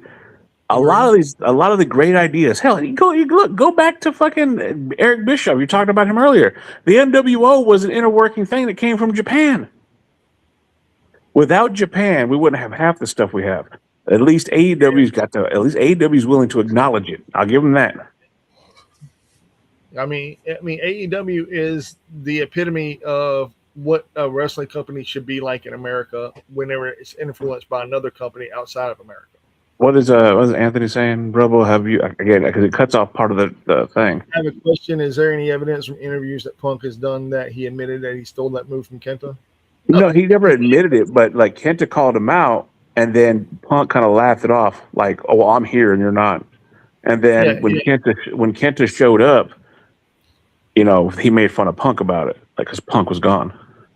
Yeah, because he wanted to wrestle Punk in AEW, and Punk actually avoided him. All right. What's up? What's going on, country? Also, shout out to my boy right here, Justin Paul Sports. Check out his YouTube channel. He likes to talk about a lot of college football and NFL football. So yeah, Jordan, you're quiet tonight. You are quiet tonight, Jordan. Yep. Wow, dude, what's going on? What's happening? Why are you so quiet, brother? I got nothing to say. I come out here because I like to hear your perspective, Jordan. You're killing me. Everything y'all talking about was talked about on previous shows, like last week. Yeah. Well, what do you got? I have nothing. We really don't, man. That's the crazy part. Like, there's nothing new that's happened in wrestling that must talk about. Like, there's nothing out there that's like screaming that we need to discuss. Like, the only thing I'm excited for is what New Japan has coming up in the month of September with all the matches being announced and what they're doing. You know, AEW don't turn me on. You know, WWE's whatever it is. No one else is doing anything. See, that blows my mind. I figured you of all people would be with me on the AEW train. No, it never would have happened. He's a Gerard fan, man. On that, dude, I'm telling you, he because him and Gerard are all about like yeah. I mean, he can't stand Tony Crackhead Khan. Ain't that what you call him, Jordan? Tony Crackhead Khan. He's on Adderall, I believe. No, Greedy Khan. Cocaine, man. It's all the cocaine. Y'all gonna be seeing it over the next year. How many people get silently let go and their contracts run out over the next year and a half over there? It's gonna happen. Well, I'll give Tony this. He pays everybody's contract out, and they have a job, even if they're sitting on their ass at home. And like, if people have asked to be cut from their contract, he's cut them. Like Ty Mello asked, and he said, yeah, no problem. But she had to ask twice. People that don't want to leave. Like, who? Can't keep everybody on your roster based all that money. Everybody's saying, and we're gonna see. Everybody's saying that Britt Baker isn't showing back up in AEW, but then there's other people saying that she is going to show back up in AEW. I don't know what to think or what to say. She's been very close to Rebel, and then she was also her ex is Adam Cole. She's had a lot going on, you know. And I'm not one to super speculate on shit. I could talk shit all day long, but I think that's got to play part of it, right? The man you're with, you love him to death. He can't wrestle again. He's gone through all kinds of business. You're trying to stay by, but then y'all end up splitting up. That's got to suck. Plus, she's got a dental practice. Plus, her best friend, who Rebel and her were real tight, is fucking dying. Like how do you? Let's be real there. I mean, dude, ALS is something you can't win. I mean, you can fight it as long as you want to, dude. But it's really her fucking interview, bro. That right in the guts. And man, look what happened to Mongo, man. That shit. When he passed, I was actually happy because he was no longer suffering. Yeah. But it's hard to see. It was hard to see him like that because I remember I was with a buddy of mine who did local band scenes, and he was just playing a local bar, and Mongo McMichael came in, and I was there for this, and I wish I got a picture. I didn't get a picture with him, but the dude was, even at his age at that time, he was still huge. Then when you saw the pictures of him going through ALS, it's like, dang. All that left, man. All of it left. Yeah, it was sad, man. It was real sad. Like, how do you get that? Like, it used to be called Lou Gehrig's disease. I know that, but how do you get that? Like, it's genetic. It's a genetic disorder that comes along after a certain thing. Listen about it. Have it in you. Yeah, you got to have it in you, and then it's like cancer in a way. It just awakens, and then it progressively gets worse as it goes on. You're basically born with it, but it's just when it's going to go off. It's a time bomb. And it's so sad because it happened. That's two right there. Again, you talked about the nicest people in the world. Those two are just. Mongo was a fucking character, man. Like, he was never the best wrestler. Like, let's be honest. But and hell, he tried to run for mayor of Chicago, and while owning a strip club. That's awesome. He don't give a shit. That's awesome. Yeah, that's gangster there, dude. That's just yeah. I feel bad because I got to get back in the game. Jordan's ahead of me. When I saw Jeff Cobb come back, and I was very happy about that. But I need to get back into my New Japan. I really need to. Just had Jordan don't even match of the year. G1. Everybody thinks 6 out of 5. If you going by the Meltzer score, I can't. I can't stand Dave Meltzer. That's not a Meltzer score. I've never seen Meltzer rate that match. Jordan, I got all the respect in the world for you. If you start saying you like Dave Meltzer, I don't like Uncle Dave. I can't stand Meltzer's score. I have not seen Meltzer rate that match. And there's a lot of these cats that, like you said before, like JD and people of that nature. I can't fuck with them, man. I can't even listen to their shit because it just seems. I don't want to say it. It seems stereotypically biased. So when I was coming up, we're talking damn near 20 years ago. When I was watching the YouTube, there was Bruce Blitz, all those other guys that were doing the wrestling content, and I was in the mix. And I left because it got so like cheesy and crap and all this other bullshit. And JD was around that time. And I've had words with JD. I had words with like Don Juan Banks and all them. And we got into whole arguments about it. Again, it was about wrestling, but they wanted to make it real. They wanted to like start beefs and stuff. I'm like, look, this is not my life, partner. This is YouTube. Okay, you need to chill out. This is the realm of whatever, man. But they all became corporatized and commercial, and I can't. I like you, and I like this group because I told you the other night whenever we got off the air, you're the anchor, and I like Josh, everybody, but you're the anchor. Jordan is the antithesis of you. He is the ultimate heel. I love the dynamic between Jordan and basically, without making a face, Jordan is flipping you all off at the whole time. Jordan's giving you the finger. I love that dynamic. And that's why I couldn't. I told you I watched about 2 or 3 episodes before I was like, okay, I got to say something. Yeah, it's like, and me, I just bring the knowledge. As like I said, I've been watching wrestling since like before WrestleMania 2. But it goes back to when I enjoyed watching conversational content. Yeah, and again, like Jordan, man. When you started talking about New Japan and you were basically saying, fuck WWE, fuck this. No, this is what it should be. I loved it. And you have a platform where you can talk. Heel Jack.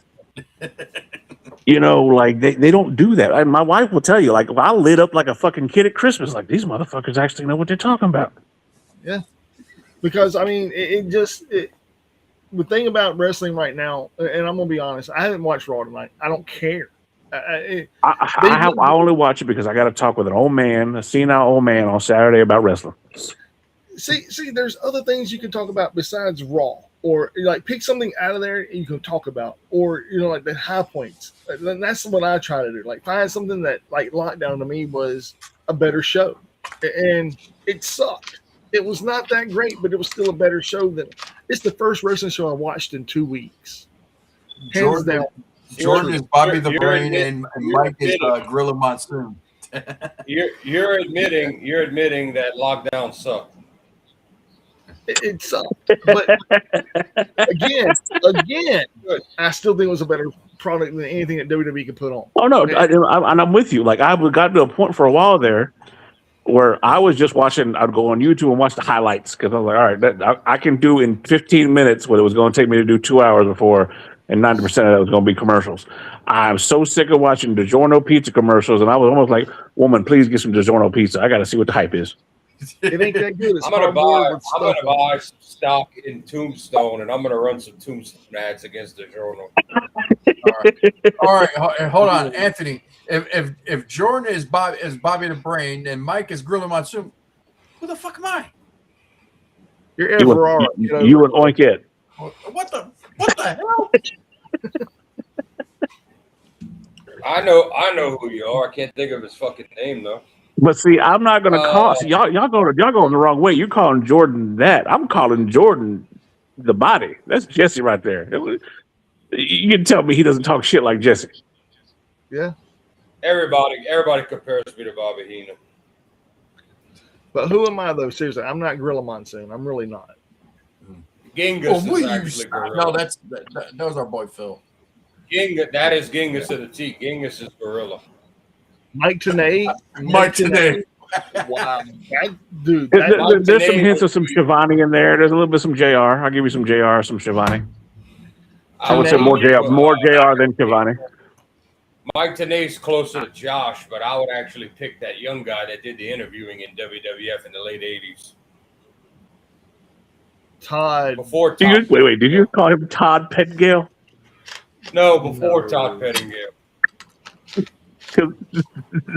That was it. That was the young guy in the 80s and 90s. That was Todd. He says Josh is the professor of Mike Tenay. I would love look. If anything, I want to be Dustin. I want to the other word. He got a bicycle. Well, let me tell you something, baby. The coolest person that should have never been on television, that was on television and got over on television for many, many years, was Don West. Man, everybody loves Don West, man. Even when they try to make him a heel, it didn't work. Just fuck that. Don West is the shit. God rest his soul. Don West would, hell, if you watch QVC back in the day, dude, he could sell ice to an Eskimo, bro. That man would sell you a knife on oh, you just want one? Buy 10, you get $10 off of one. And you're like, I gotta make this sale. I got kids. They're gonna repossess my house. I mean, the dude was great, man. And then they put him, backstage doing the shopTNA.com. You want a brown bag special? $20. We'll put 4 DVDs, 1 shirt, and a mystery item in a brown bag. Hell, I'll even sign the bag. $20. And you're like, I'll take a shit in this bag if that's what you're into. Whatever we got to do to make this sell. Yeah, dude. Hell, I bought like 7 bags at one time whenever I still worked there, dude. I'm not even lying to you. I was like, I'm watching the pitch, and I'm like, can I buy some bags? And he's like, yeah, you can buy some bags. How many you want? I'm like, I don't know. I'll take about 3. Whatever this will cover, and I just drop money on the counter. Well, whoever they compare you to, be grateful as long as they not compare you to Ed Ferrara. That is the worst. Him, and who was the other guy at WCW towards the end? The one that Jim Cornette hated. Russo. Madden? Was it Madden? He went on that tirade and said, "You know what? I was good to you, Mike Madden. I bought you Wendy's. Fuck you." Damn, J-Rod, Cyrus the Virus. I'm like, oh Jesus, I wouldn't go that low. J-Rod, no man. Hold on, don't hate on that beautiful man. All right, don't you dare, because he became the AEW's version of Paul Heyman. Yeah, he did. You know what? You know what? J-Rod is I tell you who J Rod is, and this is my God's honest opinion. he speaks the truth. He calls it, but he's not as brash as Ventura. So he's got more of the knowledge like Sabisco. I would say he's Styles, man. He's Joey Styles, without the over the topness. That's right. Oh my Not God! bad. I love Zabisco, man. I was just watching some shit with him, and he was, he clowned the shit out of Scott Hall in WCW. I used to whoop him around in the AWA. Scott Hall is the most overrated piece of crap I've ever seen. And he walked down there, and what was that, Jordan? It was Larry's idea. What, you're just gonna have Scott come out with theme music and walk out of the entrance? He says no, he doesn't work for us. Put him in the crowd. Larry Sabisco is like that. They play just like Bobby Heenan and Hulk Hogan. Same story. They were very tight. But see, there's guys like that you could tell because of the chemistry. I mean, one of the greatest feuds I've ever seen. It was short lived. Terry Funk. And it was right after when Flair did Steamboat. Right after that, he transitioned into the Terry Funk feud. The feud that led up to that I Quit match. Damn. Funk gave Flair, even after all those years, a whole new wrinkle because Funk made Flair look like he could take an ass whooping. He made him look like a badass. Funk was known for putting people like on the mat, man, like on the map. Dory Funk Jr. just wrestled, I think, what was his last match at 83 years old? Well, fucking Jimmy Valiant last year wrestled his last match. You saw, I don't know if you saw the intro to the show. We got Jimmy Valiant on the intro, brother. I love Jimmy Valiant. The Boogie Woogie Man? The Boogie Woogie Man. He's actually a native of, he used to be, he actually grew up in Hammond, Indiana, right around me. So I would love, man. And he was best friends. Actually, the barbershop I go to get my hair cut, he's actually best friends with the owner of the barbershop, and he got his action figure hanging up in the wall. Yeah, that's awesome. That is pretty cool. Jimmy Valiant was always like, I'm trying to get her to the older stuff, the older side of wrestling. I showed her Jimmy Valiant. We instantly had to put him in the intro because it's fucking Boogie Woogie Man. I love him, and I love Jimmy. I love Jimmy Garvin, man. Before he got fat, and he got the Freebird curse. I don't know what they were feeding him, but shit, good God, they both got huge. Michael Hayes ruined fucking Jimmy Garvin. Yeah, Jimmy Jam Garvin. No. I like Jimmy Garvin, not Jimmy and peanut butter and jelly sandwich jam Garvin. Jimmy Jam Garvin.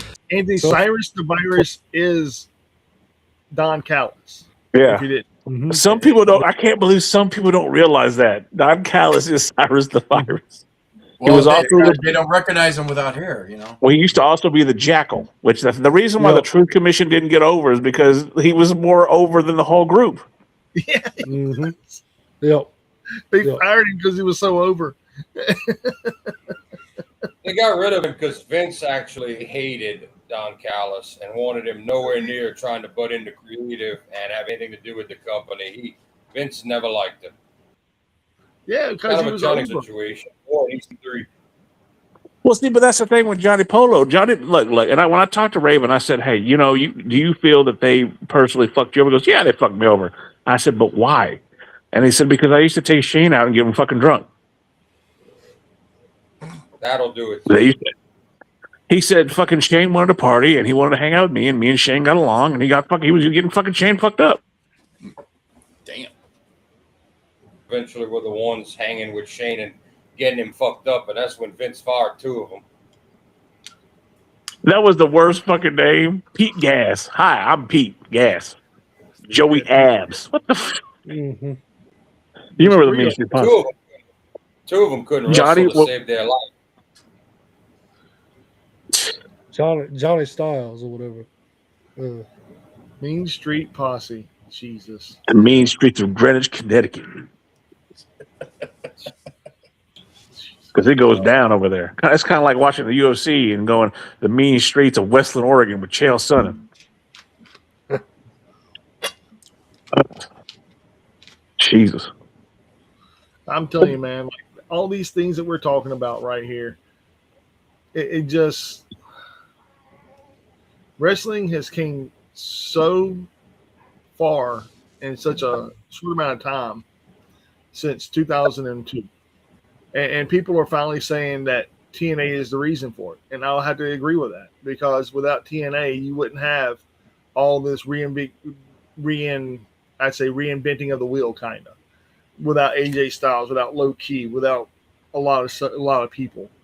And now we got AEW in the mix, bringing other people that have been studying the game of AJ Styles, studying the game of Low Key, studying the game of Amazing Red, Petey Williams, people of that caliber, and they watched their tapes and they watched them grow. And now you're seeing these younger cats come in, and some of them are older. I'm not going to say they're not, but they're taking that, they're reinventing wrestling for the modern people. And I think there's going to be a resurgence of something of the Attitude Era, but not the Attitude Era-esque or as tits and ass and stupid storylines. But I think there's a resurgence of that more mature coming. But instead of this, let me ask you this: do you think that this evolution that you're speaking of, though, could it have been a possible bad thing for wrestling? Because let's break that down. AJ Styles innovated the game. Guys like AJ Styles led the road for people like Kenny Omega, for people like the Bucks, for people like Will Ospreay, who I love dearly as a wrestler. But they also made it where has it reached a level that we can never outdo it. Remember, we talked about this many times. A DDT used to be the finish. That was it. It was done. And I'll always say it again. Chris Adams' super kick is better than anybody else's, but Chris Adams' super kick, that was the finish. You know, a leg drop was the finish. Now you damn near got to do 3 rotations around the world while sticking a firecracker up your ass just to finish a match. Yeah. Like, did it do more harm to wrestling? You know, I would always argue that when Vince McMahon came out and basically pulled the wool over everybody, said this is sports entertainment because he didn't want to pay rights fees or whatever it was, that was a downfall of wrestling. We believed, man. I was like that guy in that meme. It's still real to me, damn it. It's still real to me. I want that feeling again. I want to be able to tear up when I see Rick Rude beat the shit out of Sting. I want to be like crying when I was a kid when the Undertaker gets buried alive and I think he's really dead. That was real raw emotion. When's the last time anybody felt that? When Andre the Giant sat on Damien and killed him. Yeah. Say what now? When Andre sat on Damien. No, that was Earthquake. Oh yeah. It was Earthquake. Yeah. Oh yeah, that's right. Andre the Giant was afraid of snakes. He wouldn't even get with. You're not going to see a major change in the wrestling world until someone with the intelligence level of a Paul Heyman tells these people how to act and get characters over that work in modern day that are in to make people watch. That's what we're missing in all of the companies. They don't get it. They don't get it from American wrestling. The AEW doesn't get it. WWE doesn't get it. All of their characters are unbelievable and don't act like people in the real world act. Until you can get that, you may need to put it on an HBO if somebody's got enough money. But if somebody with a brain would know how to tell these people, hey, we need you to do that. Like, since the NWO, there's been no question that wrestling is fake. People questioned it even when they knew, because Hall and Nash were so entertaining with how they handled it and how they did their angles that you bought into it, and how and the other wrestlers on the other side of the board. I mean, go watch the backstage beatdown in Florida. Rey Mysterio when they threw Rey Mysterio, at that trailer like a lawn dart. Yeah, go look at woman's acting. But that's not what sold it. Go look at woman's acting. Go look at the WCW roster communicating, Eddie Guerrero communicating with someone who's supposed to be his enemy. That everybody played their parts and sold it right. That's what you don't have in wrestling today. You have Kenny Omega, like Cornette says, with his art. And no one talks like that. No one acts like a Kenny Omega promo in real life. It's unbelievable. No. It doesn't work. Well, let me ask you this, Jordan. I'll tell you this: the last match until recent, the last match that made me a believer in wrestling goes back to WrestleMania. Shawn Michaels and The Undertaker, the first time at WrestleMania. I could not take my eyes off that match. That was pure. That was everything I loved about wrestling. And then all these years later, a lot of people call it the greatest match of all time. I don't, but a lot of people do. no, I wouldn't say it was the greatest, but I was like, I was hooked. I was glued. Now, fast forward, I watched Will Ospreay and Swerve Strickland, who two guys who I feel are the top of their game right now as far as in-ring competitors. I'm not going to say they're the best promo, but two guys who, at this point in time, I say number one and number two, and it switches depending on the day. The match they had at Forbidden Door, were you not entertained by that? The Ospreay versus Swerve Strickland match? Yes, sir. I think everybody in the comments remember me saying I was let down by it.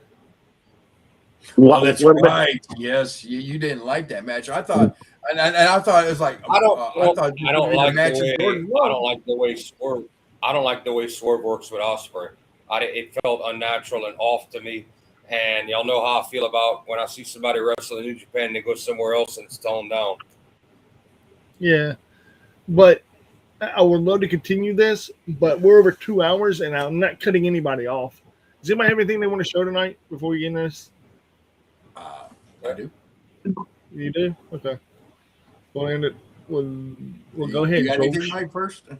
No, I don't. I'm empty tonight. Oh, okay. I gotta go grab it real quick. All my stuff is virtual. It's on the Switch too. Everything's virtual. Yeah.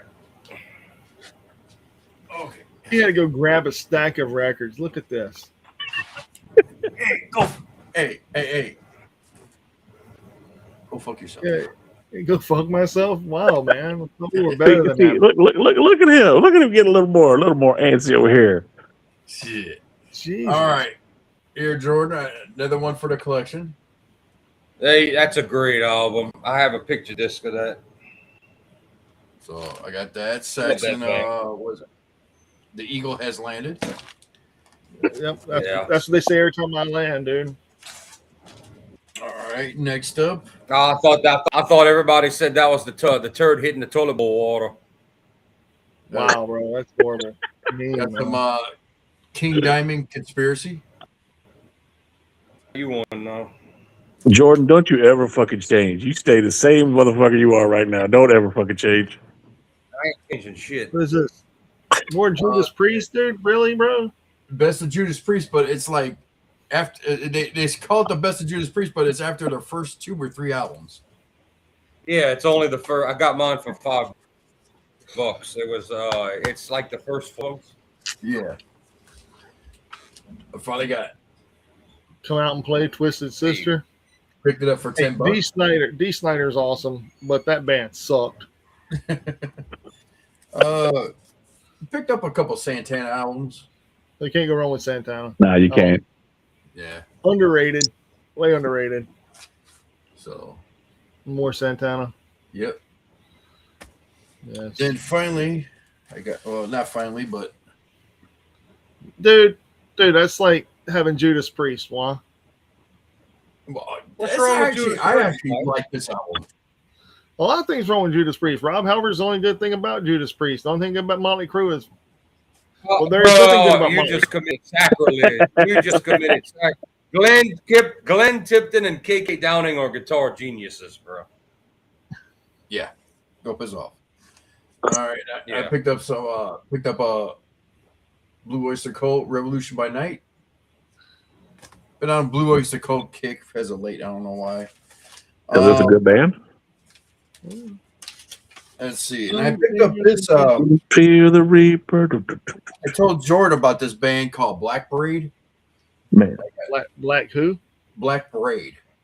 Black Braid. Okay. Yeah.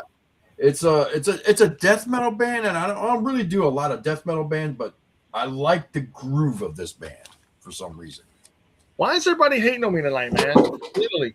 Good Lord, man. Anthony's even giving me shit. First of all, if Twisted Sister sucks, does that mean that you're saying D. Snyder sucks as a front man, Mike? No. The band sucks. D. Snyder's awesome. And finally, I got this right here. Sepultura. I can get behind that. Sepultura Wait a Rise, minute. and this is the original Brazilian cut. That's Oh, beautiful. okay. I've heard. That sounds kind of dirty, like a Brazilian cut. What kind of? I'll keep my thoughts. It's got a thong. It's a record with a thong on it. Yeah. It will be All dirty right. because they did not have the production company we did. Yeah. And So that's all I got. before we leave though, Anthony wants to know who was the worst commentator in wrestling, Joe What do you mean Gertner before or we leave? Matt? I ain't showed nothing yet, you asshole. I know we had. I know Jordan. I got you. Mike Adamley. Hey, you can take me off the main screen here. No, man, we're gonna keep your beautiful face up there. Worst young guy. wrestling commentator ever. Mike Adamley. That guy they had at one Mania that all he could say was, "How much this guy weighs? Oh, how much this guy weighs?" That guy, whoever that celebrity was, all he could say was, "Oh, how much this guy weighs?" Oh, how about this guy? I'll buy that for $1. All right, Jordan, what do you got? He don't know. He's looking. All right, it's your what? 1986 G near mint vinyl. This was a $40 start. I walked away with it for $30. We got some Race X with Paul Gilbert. Yeah. Okay. Yeah. Street Lethal. Yeah. That's some hella guitar work there. I needed one from him. Then this thing Straight out was of the expensive, but wait, I got it for that price. No way. Okay. It was not expensive. I got it for $30. They wanted what, $40 for it? It's sealed though. I got Silverchair signed up. I'm gonna go with the first one. Oh, nice. Yeah. Yeah. Jordan's Something just with jealous that. that he's not born in Australia. That's all. I'm jealous Wait, that I wasn't born in. I don't know about that, but for all you punk fans, I got this. Misfits. Oh, the Ramones. Oh, you bad. This is a 3 CD, one disc comic book sealed of the Ramones. Like all what you see in blue is all stuff on this thing. That thing was $100. I got it for $75. Sealed. So, You know that every time y'all say this, y'all sound like my old man, because my old man would say, mijo, mira. You see that right here? It costs $75, mijo. I got it for 25. But your daddy knows how to wheel and deal, mijo. That's how you do it. That's how you do it, man. That's how you do it. He's right. Yeah, this Wait, thing Mike, has. Let's see who they said. They said the artist. I'm trying to get you some comic book artists on here. Some top comic artists and illustrators of our time, including Sergio Aragones from Mad Magazine, Bill Griffin from Zippy the Pinhead, Zane Hernandez from Love and Rockets, Carol Lay from Waylay, Bill Stout with the dinosaurs, and many more, plus 3D glasses. I don't know what in here is going to be 3D, but anyway, it's sealed. It's mine, and go fuck yourself. Anthony says, do you have the original pressing of the band Muse, first album with the song Uprising? Who? M-U-S-E, Muse. Muse, yeah. I don't listen to Muse. Yeah, they suck. Yeah. I don't listen Hey, to Mike, who else was born in Australia, Mike? I don't know, music-wise. NXS was New Zealand, I think. Oh, no, so my wife was born in Australia. DC, for Australia, bro. And in modern day music, you would go with somebody like Parkway Drive. Blue Oyster Cult, right? Air Supply. Air Supply. Not and the Beach Boys. Beach Boys are always in Australia. I mean, you know. Midnight Oil. My ding-a-ling. Men at Work. Men at Work. Yeah, Men at Work. Yeah. So I'm cheating. I'm getting all these answers from my wife because she was born in Australia. Anything you got to show J Rod? Just the baby. He's holding her right there. The youngest member of the Ringside Ranch crew is with him. Oh my God! Look at that little baby. The one and only Dawn Marie. Yep. I Speaking know. of Dawn Marie, she's 55 and has an OnlyFans. That is the new Dawn Marie right there. Yeah. Right. So before we go, how do y'all feel about Dawn Marie having an OnlyFans? It's about 2 decades too late. You still look at them titties, Jordan. Don't lie. She's still gonna make money. She still looks. Yeah. You did not even answer, Jordan. You gonna look at them titties? I haven't seen them, but somebody sends me a picture. I will look. Smart man. Anyway, also, before we Wait, go, hold on, Mike. You didn't answer. Well, how do you feel, Mike? How you the one who brought it up? How do you feel about Dawn Marie showing the titties? Plead the fifth. That means that he is a. That He's already subscribed. He's already a member. Yes, 100%. Hey, I do have an OnlyFans account. Believe it or not, I do have an OnlyFans account. I believe that. That is not shocking. but you only show feet pics, man. What the fuck? No. That's Elena Black.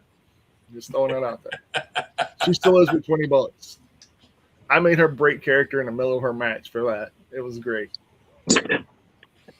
Yes, it was great. It's on video, and it's You know, It's on pay-per-view. Me and Mike need to tease everybody. We've been online. Erica, if you're still around, I got your friend code. I found it and I put it in, so you'll see me on there. But yeah, we've been hitting this up. J-Rod needs to get his system next week, so he can get on too. what is that?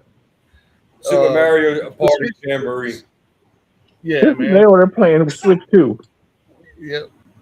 That's what we do. I got a Twitch, and I do PlayStation, Xbox, and stuff like that. I have a Switch. I don't have a Switch 2, but man, y'all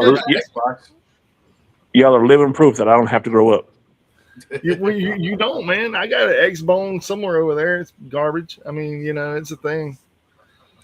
I mean, it holds dust. I mean, that's what my PlayStation does. My PlayStation 5 does that. Holds dust. But Mike, your Switch 2 don't have no dust on it. You can use that thing almost every day. No. Hey man, I'm gonna be honest. The Switch 2, if it could do what the Xbox could do, like play like all the apps and stuff, I would never ever turn that fucker off ever. He's just excited because Ocarina of Time is coming out with a remake. I am excited. I am so excited. Look at that baby. That is adorable. Look at that baby. That just goes to show you that J-Rod's good looks come off handily. He looks like Bobby Fish, man. Of course, I bet you like 4 babies in the back we don't know about. He has like a whole family of them, man. He has a whole family of kids. He's building a league. He's going to start his own wrestling promotion. He's going to be the new Prince. That man's going to be the new, what was his name? I got kids to feed. What was his name? Heath Slater. Heath Slater. Yeah. Yeah, I got kids everywhere. My wife needs me. I don't give a damn about your kids. Rock. Dude, that was great. Him and Rhino as a tag team, though. I don't care what it was. That was Women so pool. great. On his single wide trailer. On his single wide trailer with 8 kids. Good God. Anyway, ladies and gentlemen, on that note, if you're not watching Ringside Rant, huh? What? We lost Josh. No, he didn't. He's back. He's there. Yeah, sorry, my computer conked out on me for some reason. Yeah, whatever. Anyway, well, as I was saying, I was rudely interrupted twice already. Ladies and gentlemen, if you're not watching Ringside Rants, you're doing life wrong. And ladies and gentlemen, we are not food to be consumed by the mouths, but we are food for the ears, baby. That's right. And just like this. No. Before you even, well, go ahead, Jordan. How dare you? Just like this awesome ass Ramones box set with 3D glasses and comic book and CDs and DVDs sealed. Always remember, what's mine is mine. What's yours is mine. Go ahead, J-Rod. Ladies and gentlemen, analytically speaking, we are the hottest wrestling talk show that got running today. Appreciate Rebel for stopping by, baby. Always welcome your insights and your commentary to everything, man. Let's Baltimore Relay, y'all. Like, share, subscribe, and as always, thank you for watching. Oh yeah. And you got anything you want to add there, Rebel?